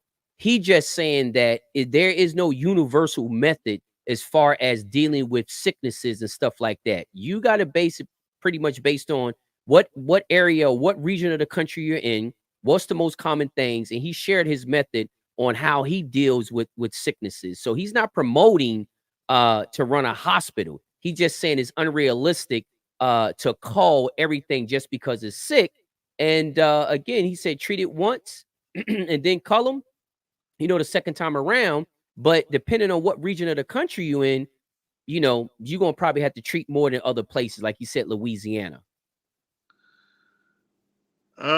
That's correct, Jim. One thing I want to touch on is canker. Okay. You use metronidazole or fishzole is a common nickname of metronidazole. It's 100 milligrams per pound. Okay. A lot of people are buying these pigeon capsules and giving one to one rooster, and each capsule is 100 milligrams. So you'd have to use 5 of the pigeon. Think about it. How big is a pigeon? That medicine dose for a pigeon, not a 6-pound rooster. Right. So it's 100 milligrams of metronidazole per pound. So if you got a 5-pound rooster, give him 500 milligrams, and that's for 5 to 7 days on canker. Now, canker comes in the mouth and also in the ear. If it's hard, yellow, and crusty, that's ear canker. Small splotches inside the mouth, that is mouth canker. Or mostly it gets around the windpipe and the tongue. That's canker. Now, another problem people misdiagnosis is thrush. Thrush gets down in them, and it's in big patches, big gobs of cheese in their mouth and throat, big as a marble. That's thrush. You can treat that with nystatin. It's for yeast infections in humans, and women have yeast infections. I can't get it, but it's called nystatin, and that's what you treat thrush with. But when they get in a pen fight and they get the yellow things in the corner of the mouth, that's not canker. That is a scab, but it's yellow because it gets wet. Right. But if you truly have canker in the throat and you use metronidazole, it'll cure it. But while I catch that rooster, sometimes you can't tell the difference between canker and thrush. I go ahead and treat him for thrush and canker and get it done with. And vent gleet, which is a white problem that the hens get and some roosters, very foul smelling. You won't have to smell it to know you got vent gleet, because you can smell it outside the pen. It is a yeast infection in a hen. Metronidazole, 100 milligrams per 1 pound, treats that. On some strains, it don't. You may have to give them a lot of probiotics, such as Activia yogurt, to get it out of them. But first, treat them with metronidazole for vent gleet because that's what's recommended. Mm-hmm. And then go ahead and give them probiotics for a couple days. But if it's just a hen running around the yard, go ahead, and that's the only time I will say cull that one completely right off when you see it because it'll spread like wildfire. Oh. Isolate, and treat her with metronidazole and probiotics, and she should be okay. There are some cases where that don't work, and unfortunately, you'll have to cull it. But isolate, get that vent gleet isolated as soon as possible. Wet pox. Okay. Gets in her throat. It's a viral condition also. I've never had wet pox. I don't know of a real treatment for wet pox because I've never had it. I've heard a lot of stuff, but you know me. But just because I hear it, I don't mean that's law, Right. Or the correct thing. But if I had wet pox tomorrow, because no antibiotics, I don't care what nobody says, no antibiotics is going to help wet pox. And a lot of chicks get wet pox and stuff. I would treat that with copper sulfate. That's the onlyest one that treatment I know of for wet pox. I hope I don't get it, but if I do, I know what'll work the next time around. Right.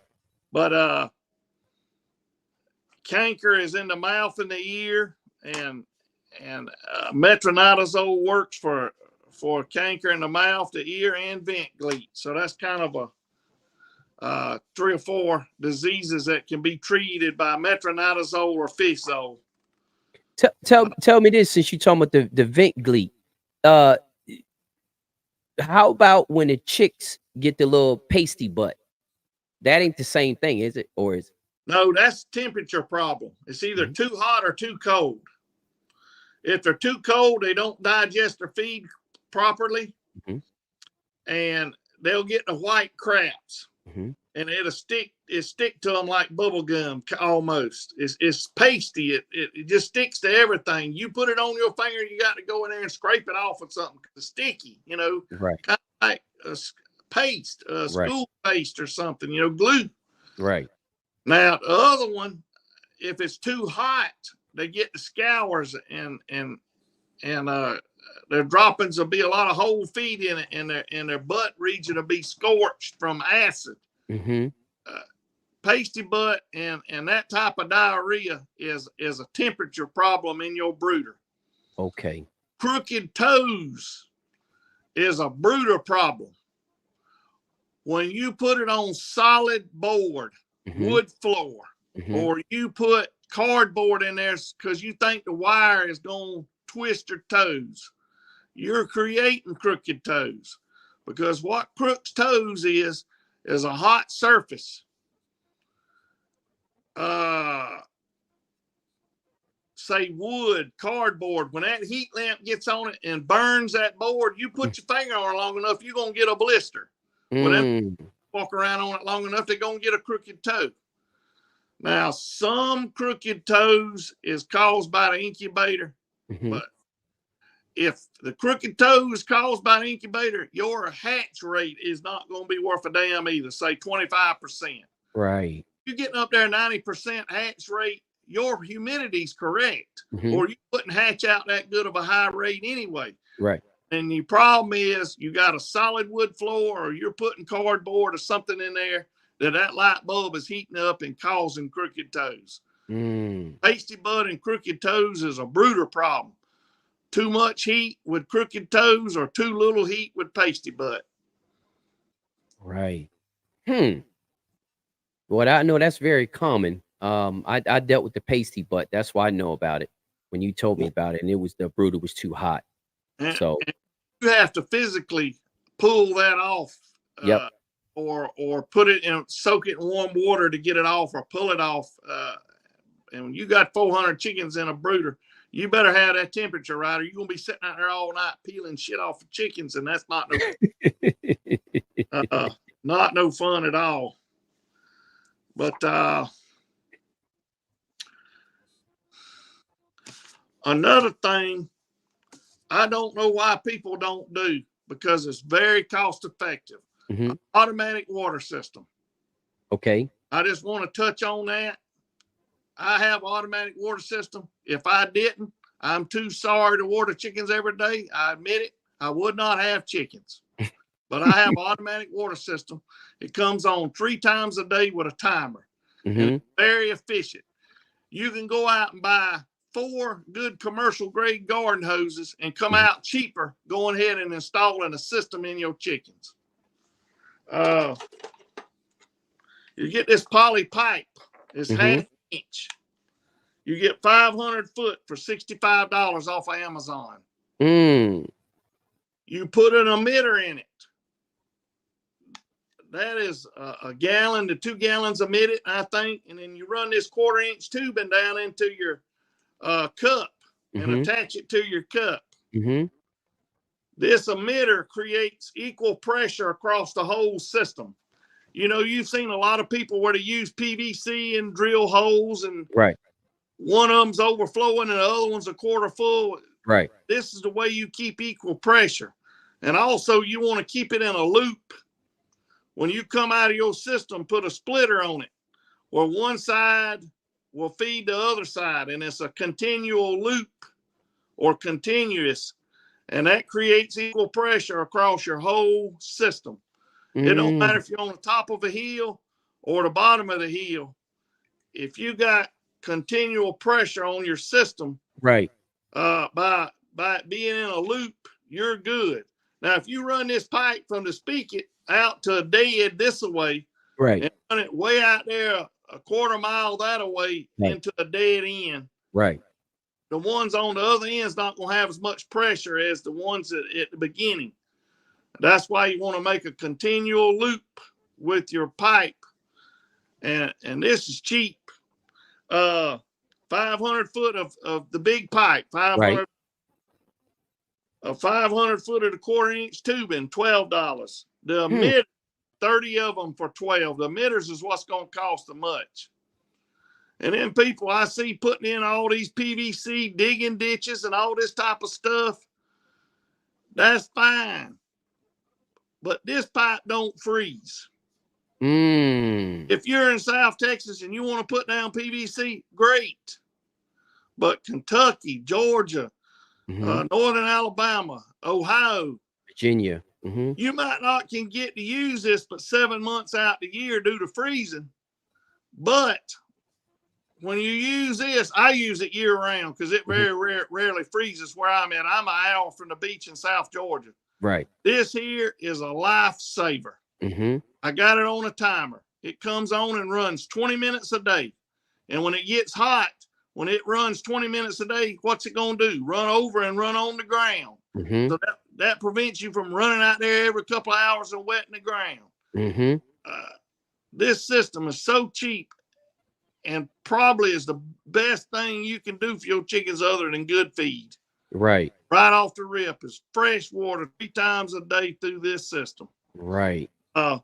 You can get teas. They're relatively cheap. You can get these barbed couplers. All on Amazon, and it's Rainbird brand. My friend introduced me to that water system, and I ain't never looked back. In freezing weather, cut it off, and then you're going to have to water out of a bucket or a hose anyway.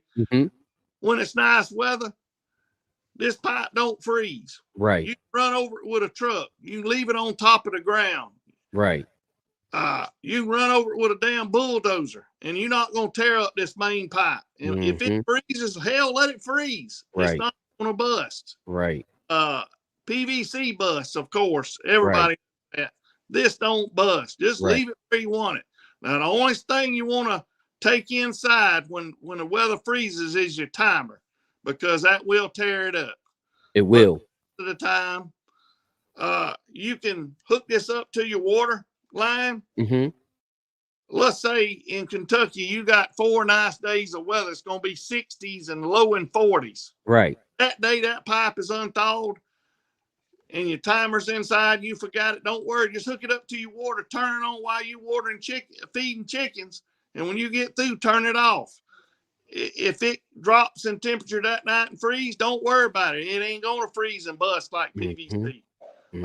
This is Rainbird products. I wanted to touch on that because that'll help a lot of people. Cheaper than garden hose. Right. If I didn't have this, I would not have chickens because I'm too sorry to drag a hose anymore. I've had 2 back surgeries. I'm just not going to do it. Right. But that there'll help a lot of people out, especially people getting older. Right. Come on, man. Go ahead and get you a cheap system in place. Mm-hmm. Get you some good feed. Rotate wormers and know what you're doing on prevention meds, and that'll carry you to the pay window. That'll carry you a long way. That'll get all your ribbons that you want. And just keep conditioning simple. I worm a day and a half, 1 tablet first day, a half tablet next day. I give some prevention doses of the levofloxacin or either Green Label or something. I run some NF1 tablets through them to get their guts right. They'll throw more feed when feeding them. And I do all that in week 1 on my conditioning, and you'll go a long ways. I just move roosters. I don't hand work roosters no more. And the blue ribbons are the same, you know. But the health is number one. I know we talked about that before. That definitely can separate one person from the other. Is just the condition of the health of their fowl, right? Every game farm, your big game farm, they sell good chickens. Everybody's got good chickens. What's going to determine the success in the future is knowing how to use the meds, having access to the meds, and using them. That is going to carry you success. I can open an old Gamefowl book right now from the 90s, and I can point out every legend in there that I've dealt with, legends. Their secret at that time was this medicine or Baytril or that or this. Right. They had good chickens. They know how to take care of them, but that's when CRD came in. Now everybody has it. Right. But at that particular time, if you didn't have Baytril, you was just donating. Right. You was throwing away all your time and money. But see, in the future, good feed, good water, good vitamins, and knowing how to use meds and access is what's going to take you to wherever you want to level you want to be. And look, everybody can't play NFL ball. And everybody don't play high school ball. Right. I'm a college ball feeder. That's the level I'm in. Right. I ain't been all over the world. I've been to 2 countries. I haven't been to the Philippines yet. COVID messed me up on my trip with that. But I don't care what country you in. It all comes back to good chickens, the correct worming, and knowing what to use when with your medications. And that's what's going to carry you. All this talk about cull and all this talk about we raise for immunity. If you ain't looking at their blood and know what teeter levels of this or that is, how you going to breed this cock to that hen?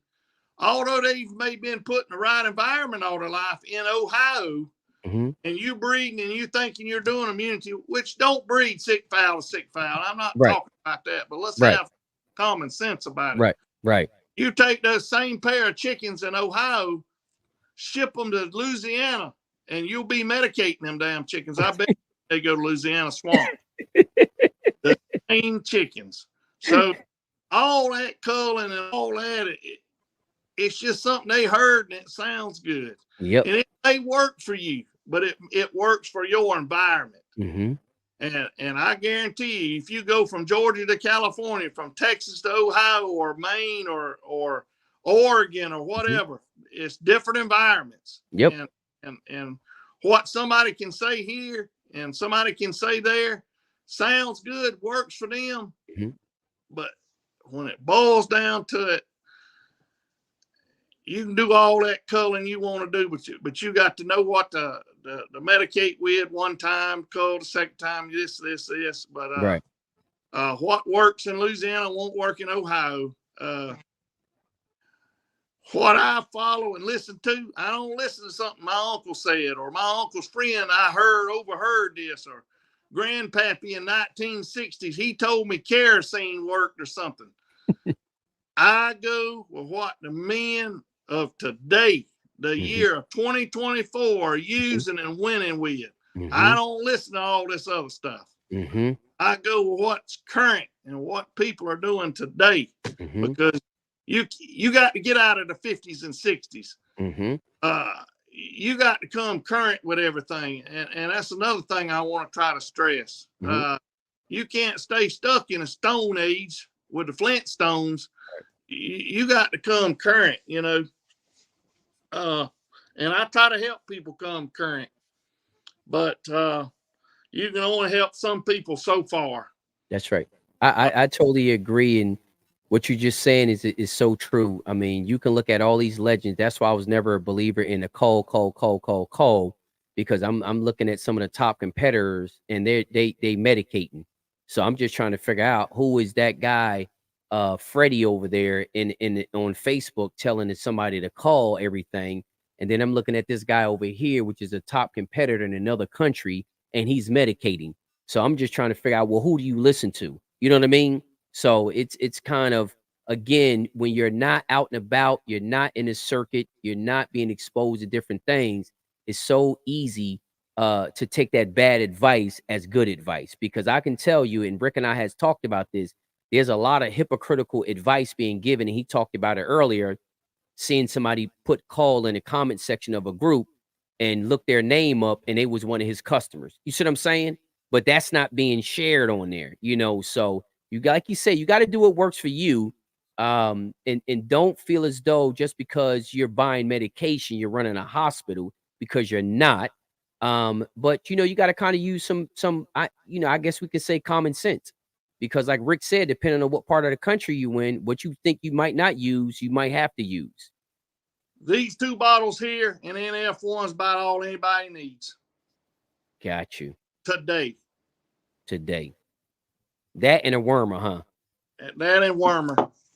That's it. It's like going back when you asked something on a forum about what do y'all do for chicken pox?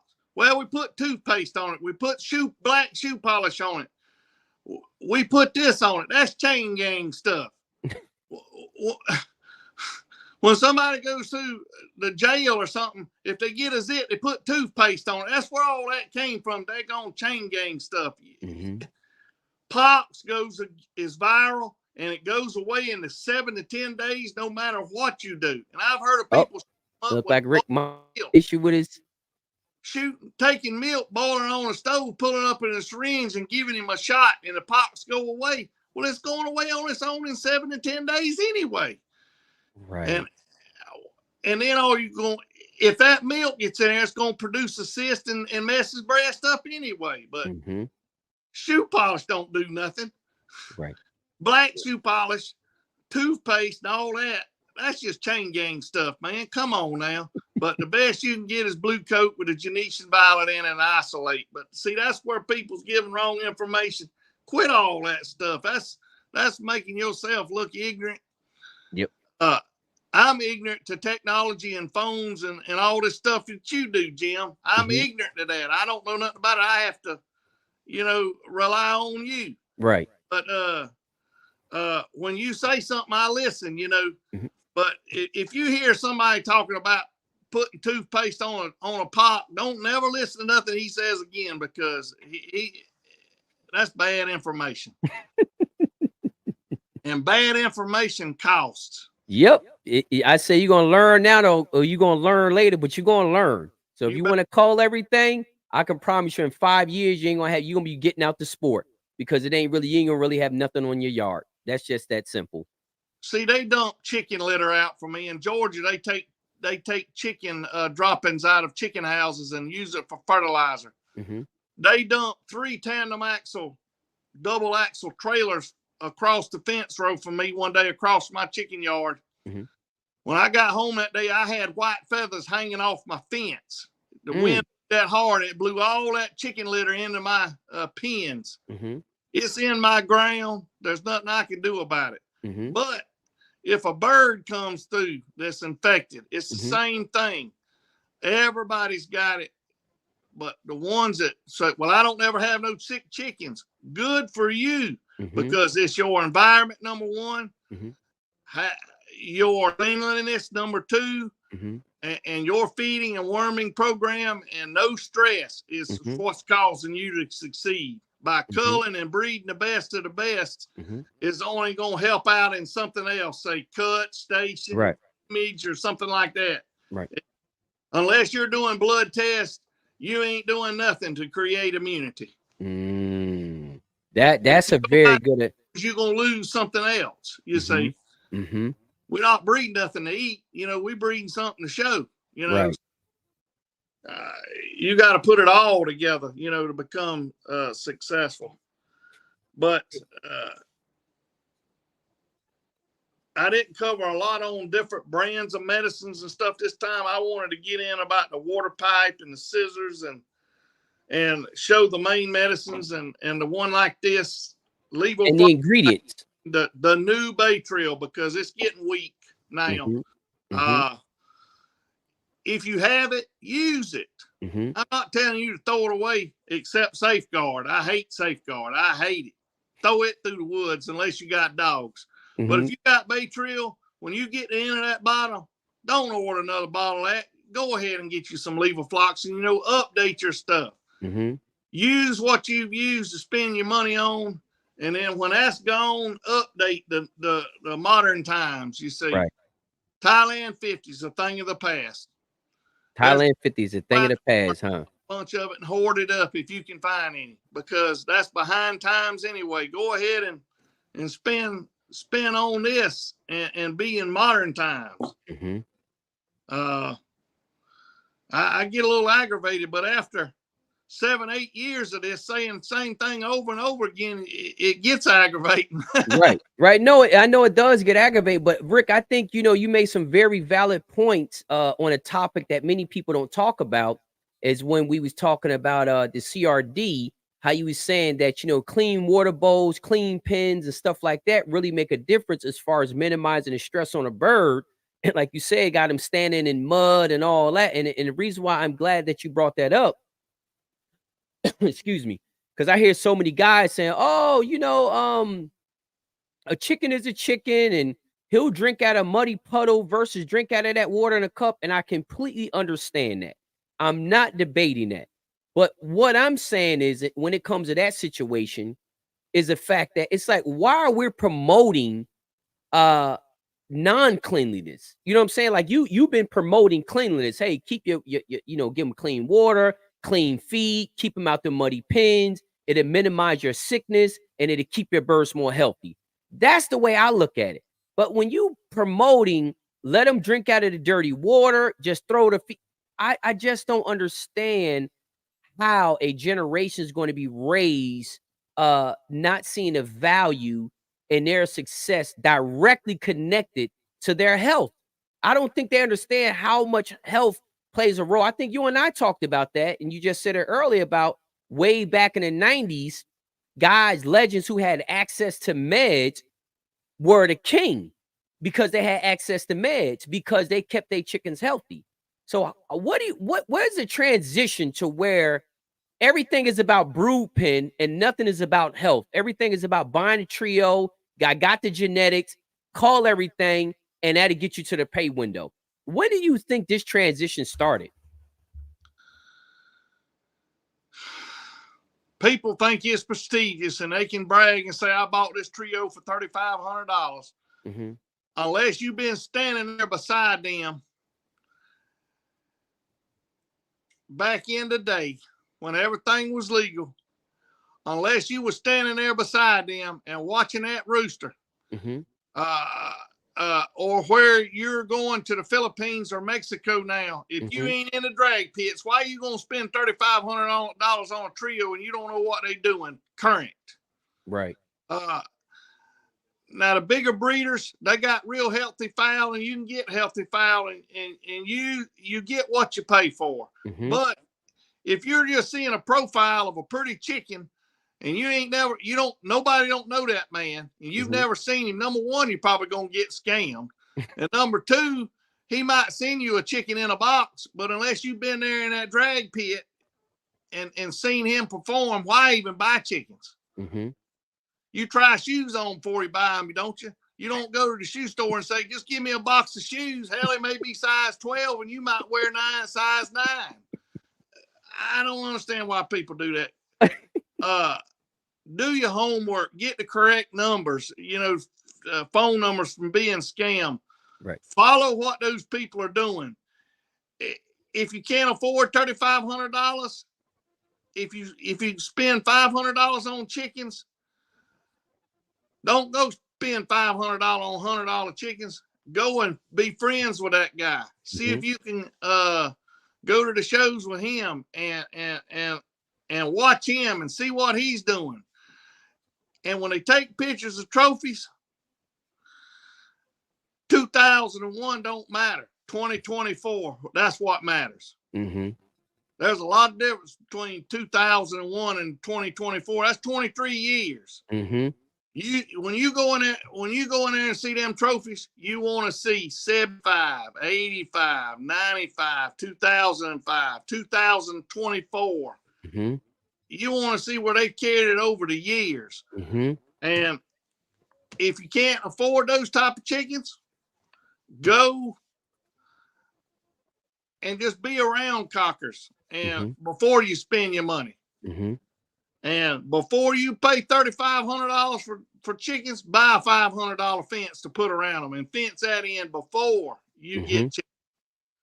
Because if you buy a $3,500 trio, put them in a $50 Mexican pen, and a 50-cent dog come along and kill them that night. The first thing is a water system, good pens, and a fence to protect your birds. That's what you should do from right off the rip before you buy any fowls, to have that set up for them before you buy them. That's just the way I see it. Somebody else might say, well, you wrong, this and that, but everybody's got an opinion, but only one opinion pays in the long run.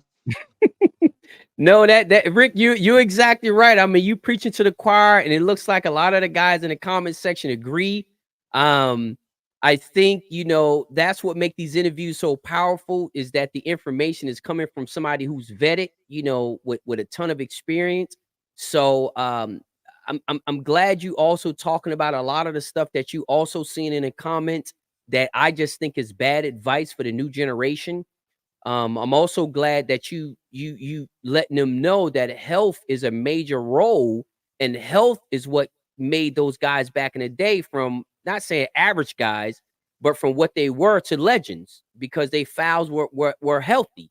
And it wasn't because they called their way into healthy fowl. It's because they had access to different types of medications and knew what to use, when to use it, and how to use it.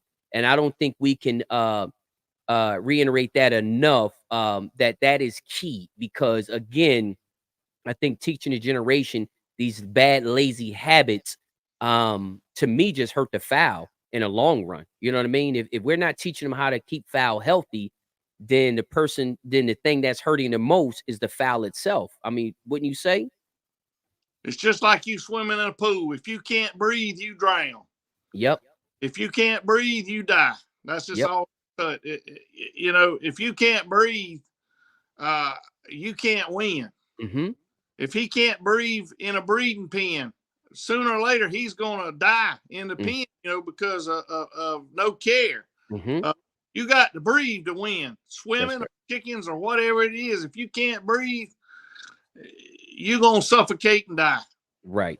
And that just goes back to health. Yep. Goes back to health. Plain common sense.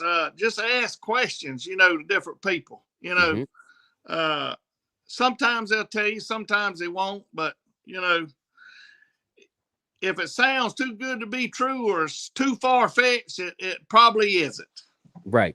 So Rick, tell me this too, because while we talking about that, and this is mainly driving towards the new. I ain't gonna say just the next generation, but do you think a lot of people get a little bit too ahead of themselves? What I mean by that is like you just said, get a fence, get these other water system and that type of stuff.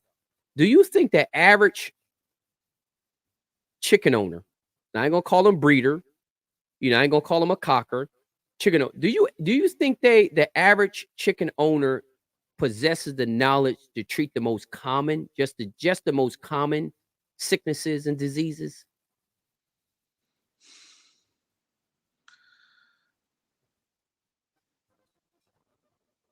A lot of people listen to their mentor that's closest to them that they have access to. Mm-hmm. That fella couldn't win a 2-cock with 400 roosters on strings. Why listen to somebody like that? Mm-hmm. He might have some good information, but if he can't win if it takes 400 cocks for him to win a 2-cock, his information ain't no good in my book. You go with somebody successful and get around successful people. Right. And that carry you a long ways other than your facilities. Right. And Rick, let's just talk a little bit about facilities too. And I say that because a lot of times when I post pictures of something like that, of a farm that's well organized or something like that, instead of it being admiration, it seems like it just causes a lot of envy. Now, I know you and I have talked about it as well. You didn't mention nothing about fancy. You only talked about health. Healthy chickens, don't have them in mud puddles. Give them clean drinking water and clean feed. That's all you talked about. You didn't talk about fancy facilities or nothing. So the key is, like you said about the facilities, they don't have to be fancy in order for your fowl to be healthy, correct? That is correct. And a lot of those farms, people's got the space and the money to make all this fancy stuff, or their trade is being a cartoner. And that's just not my trade. And a lot of people sell chickens to support their livelihood, family or whatever. And that's fine because they have the best facilities. But you take 10 chickens off their yard and their pretty pens and bring them to my house and put them in my pens where I don't move them, and I couldn't sell them for $25. Right. I don't have the best facilities in the world because where I'm at, I'm an hour from the beach.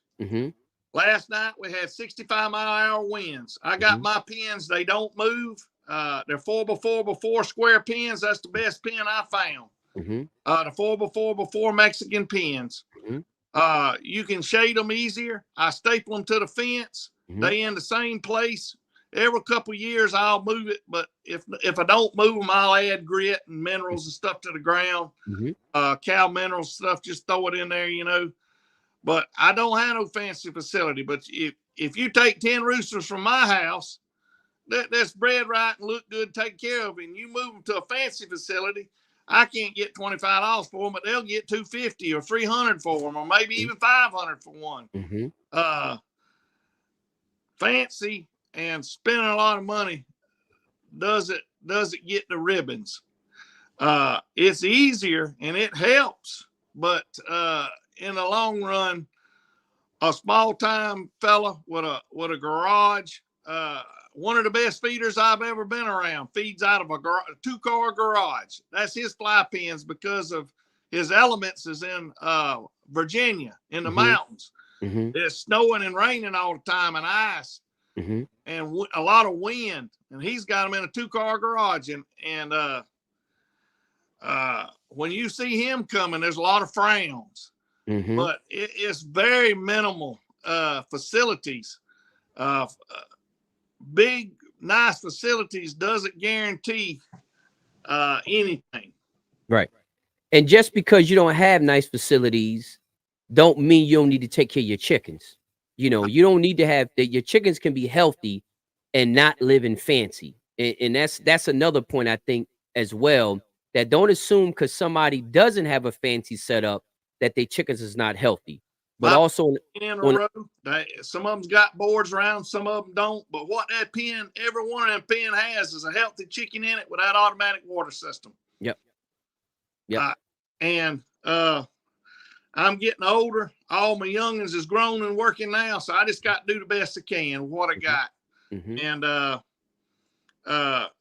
if you've seen my place, it is not nowhere near fancy and it is not nowhere near organized, but it's got a water system and the fowls wormed and they de-lice and they taken care of, and they coming from chickens where I watched them in hours and hours and hours in the back in the day in the drag pits before I made a decision on a breed of chickens I want to spend my money on or invest my time in. That's just the way I see it. Yeah. Rick, I think we had over 2 hours. I know you didn't think that we was gonna be this long. I figured it'd be about an hour and a half, but we had 2 hours and that we got in a lot of time about culling, but that's just something I can't stand to see. Cull, and you look over there in your message and he's ordered all kind of medicine that and he talking about culling. So he's a hypocrite. Guys, really take this information to heart. I see it a lot. Everybody's an expert. It seems that when you post up a question about sickness, you will get, now again, it's a lot of times there's 1,000 different ways to do something, but sometimes it's one good way. It's 1,000 different ways to do something, but sometimes it's one good way. And that's what Rick go back with that wormer, with that goat wormer. You can use the wormer. The wormer will work, but it's going to take you 5 days to do it. Or you can use this wormer, give him one pill and just be done with it. So he didn't say you couldn't use the goat wormer. He's just saying how much, what you think is the best, most efficient way to do it. So, and that's the same thing with so many other things in this sport. Like you talked about the kerosene. Will it work? I guess it would work. But is it the most best efficient way to do it today in 2024? The answer is no, it's not. So, what Rick is saying is everything that he shared today is not the only way, it's just a way. And based on his experience, his job is to find the most efficient, most effective way to deal with health issues. So I think, guys, if you really, again, watch this interview, whether you watch it on Spotify, YouTube, Facebook, Apple, iTunes, whatever you listening to, listen to it over and over and over. Because I just don't understand, like Rick said, he don't understand about the culling part. I don't understand why people won't take the time to watch not only this interview, but other interviews that will give them a lot of questions. I mean, a lot of answers to the questions that they had, that they in these random social media groups getting all these answers. And like Rick just said, a lot of people that you hear from are just hypocrites. So take the time, watch the interview again, share the interview, because the more people that watch it, the more people we can help. And that's why Rick's on here. Rick's not on here to sell meds. Rick's not on here to sell meds. Rick's on here to give back to the community by giving them the knowledge and trying to get people up to speed and up to date on the things that's available today, so you can have the best, healthiest chickens that you can afford on your yard. That's the whole reason he's coming on here. And that's the reason he came on the first show. He didn't come on. He told me that I'm not coming on to sell any medicine, just coming on to educate. And I want to give back to the community. I mean, Rick, isn't that what you told me? I was ignorant as a newborn baby at one time. And I had an older gentleman that was pretty tough. He was an excellent feeder, but had no knowledge in medicine. When he passed away, I boxed all that stuff up and took that box and throwed it out through the damn woods. I did experiments and talked to people and talked to this one, call that one, do this. And I've come up with my knowledge with medicine today. I'm not the best feeder. I'm not the best breeder. But as far as medicine, there's only one other person I know of in this country that's got the knowledge. And he's a young guy that lives in Texas. He's the only other person got anywhere near. We got, the knowledge. But I just wanted to share with people with the current stuff. and get all that. Well, I heard Grandpappy say this and that and this. Well, Grandpappy, if Grandpappy didn't win a 2-cock with 400 roosters, why listen to Grandpappy? Listen to somebody that's doing something today. Right. That's what I'm trying to get. Just get some common sense in people, you know, Right. and that'll go a long way. And time is money. Right. Why waste your time with a wormer that's not as effective as another one? Use this instead of that, you know, and just know what you're doing. Right. And I try to answer people as the best I can. I'm one person. Mm-hmm. I can't do everything. I make mistakes. Mm-hmm. I make people mad. Mm-hmm. The post office loses orders. Mm-hmm. Sometimes I lose something. I don't mean to. I'm human. I'm one person. Mm-hmm. 54 years old now. I'm getting older. Right. Right. Do the best I can. If you get mad, I'm sorry. Right. But I just do the best I can. Right. Try to help everybody. And one thing on Facebook in the past has hurt me. Some of these messages get filtered if you're not a friend. Yep. And just because you message me, if you can't get in touch with me, get one of your buddies to get in touch with me or something, you know. Right. I check my filtered messages, but sometimes I just don't get them. Right. I don't use a phone because if I talk to everybody on the phone all day, I never would get nothing done. Right. I answer messages and send tracking numbers and stuff like that at night. And that way, if I'm eating dinner or this or that or a doctor's appointment, I can't answer a phone call, but I can answer poultry health questions through Facebook Messenger, and that's where you can reach me. Okay. So Rick, so that's the best way to reach you as far as, you know, making some orders or something like that. You like to deal directly with just the Facebook Messenger, correct? Correct. If you got a problem with a chicken's face swelling up and you think it's coryza, take a good picture or short video. Send it to me on Messenger. If you get to talk to me on the phone, there's nothing better than a picture. So deal with me on Messenger. That all in one space.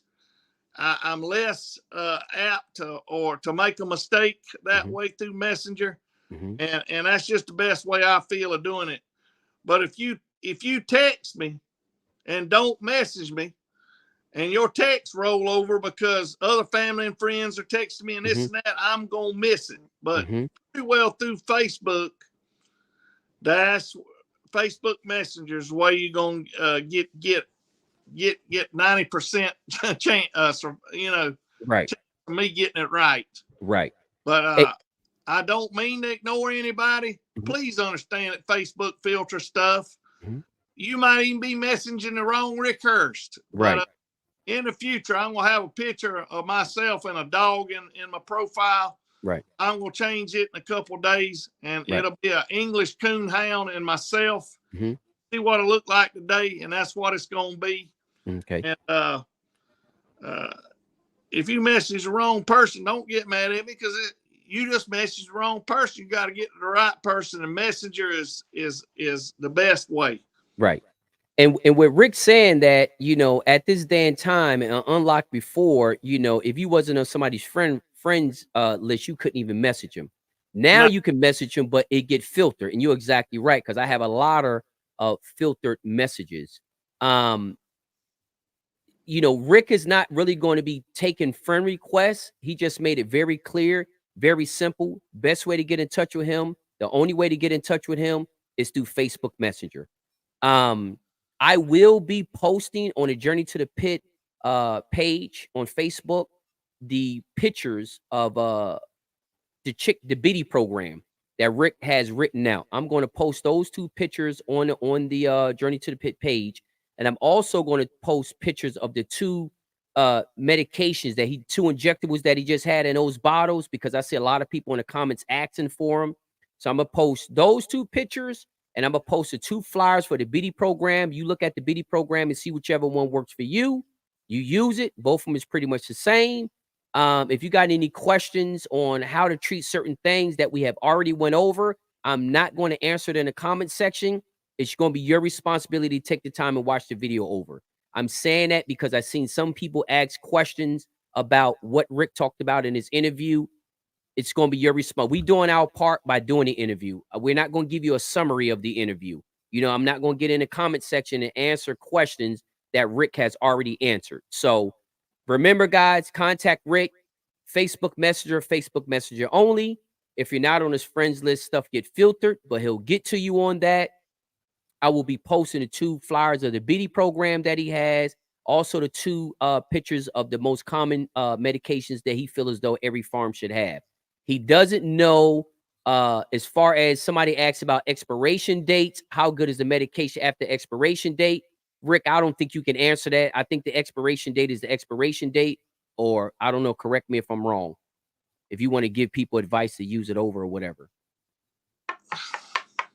In an emergency situation, Mm-hmm. look at the color of it and smell it, and remember that smell in the cover. If you see cloudiness, it's bad. If the smell is turned from strong to no smell at all, it's bad. I recommend the expiration date, but certain medications will last 6 months approximately, but don't keep them in your truck or barn. Inside controlled environment, you'll have, and some of it, if you misuse it, it may not be good by the expiration date. Right. But if you'll hold that injectable up to the light and look through it, and it's clear, bright, and pretty, and no floaters, no cloudiness, and it smells the same as when you open it, it's good. But you got to take care of that medicine. It's expensive. Don't leave it in the barn. Right. Don't throw it in the feed barrel. Don't throw it in the side of your truck and expect to pick it out of there after it's been sitting 2 months in 150-degree weather and be good. Right. Controlled environment, and that's the best way you can have success with your stuff. Right. So, guys, I think we went pretty much over everything. I'll get those pictures posted on the Journey to the Pit Facebook page. I'll also post it on Instagram. I don't know if a lot of y'all guys watching tonight know, Rick just joined our Telegram group, but he won't be taking orders through the Telegram group. We would just be conversating, discussing things on there. So don't try to go over to the Telegram group and start, trying to order medications through the group. He told you exactly where to make all your orders. It's going to be on Facebook Messenger. But guys, if any of y'all want to join the Telegram, Journey to the Pit Telegram group, download the app. But I put a link in the post so you can scroll down on Journey to the Pit page. You'll see the link there. Click that link. It'll bring you on over. So you can join the Telegram group. It's going well. We got a lot of videos in there. We discussing all different types of things on breeding, health, all different types of things. Rick's on there. Luke Gerard's on there. And pretty much everybody we interview is going to be on a Telegram group. So we can continue this conversation on Telegram when this individual or any guest have the time. They're not obligated to it, but if they have the time, they'll be in a Telegram group answering some more questions as well. So, Rick, that's pretty much it, man. You got anything you want to close out with?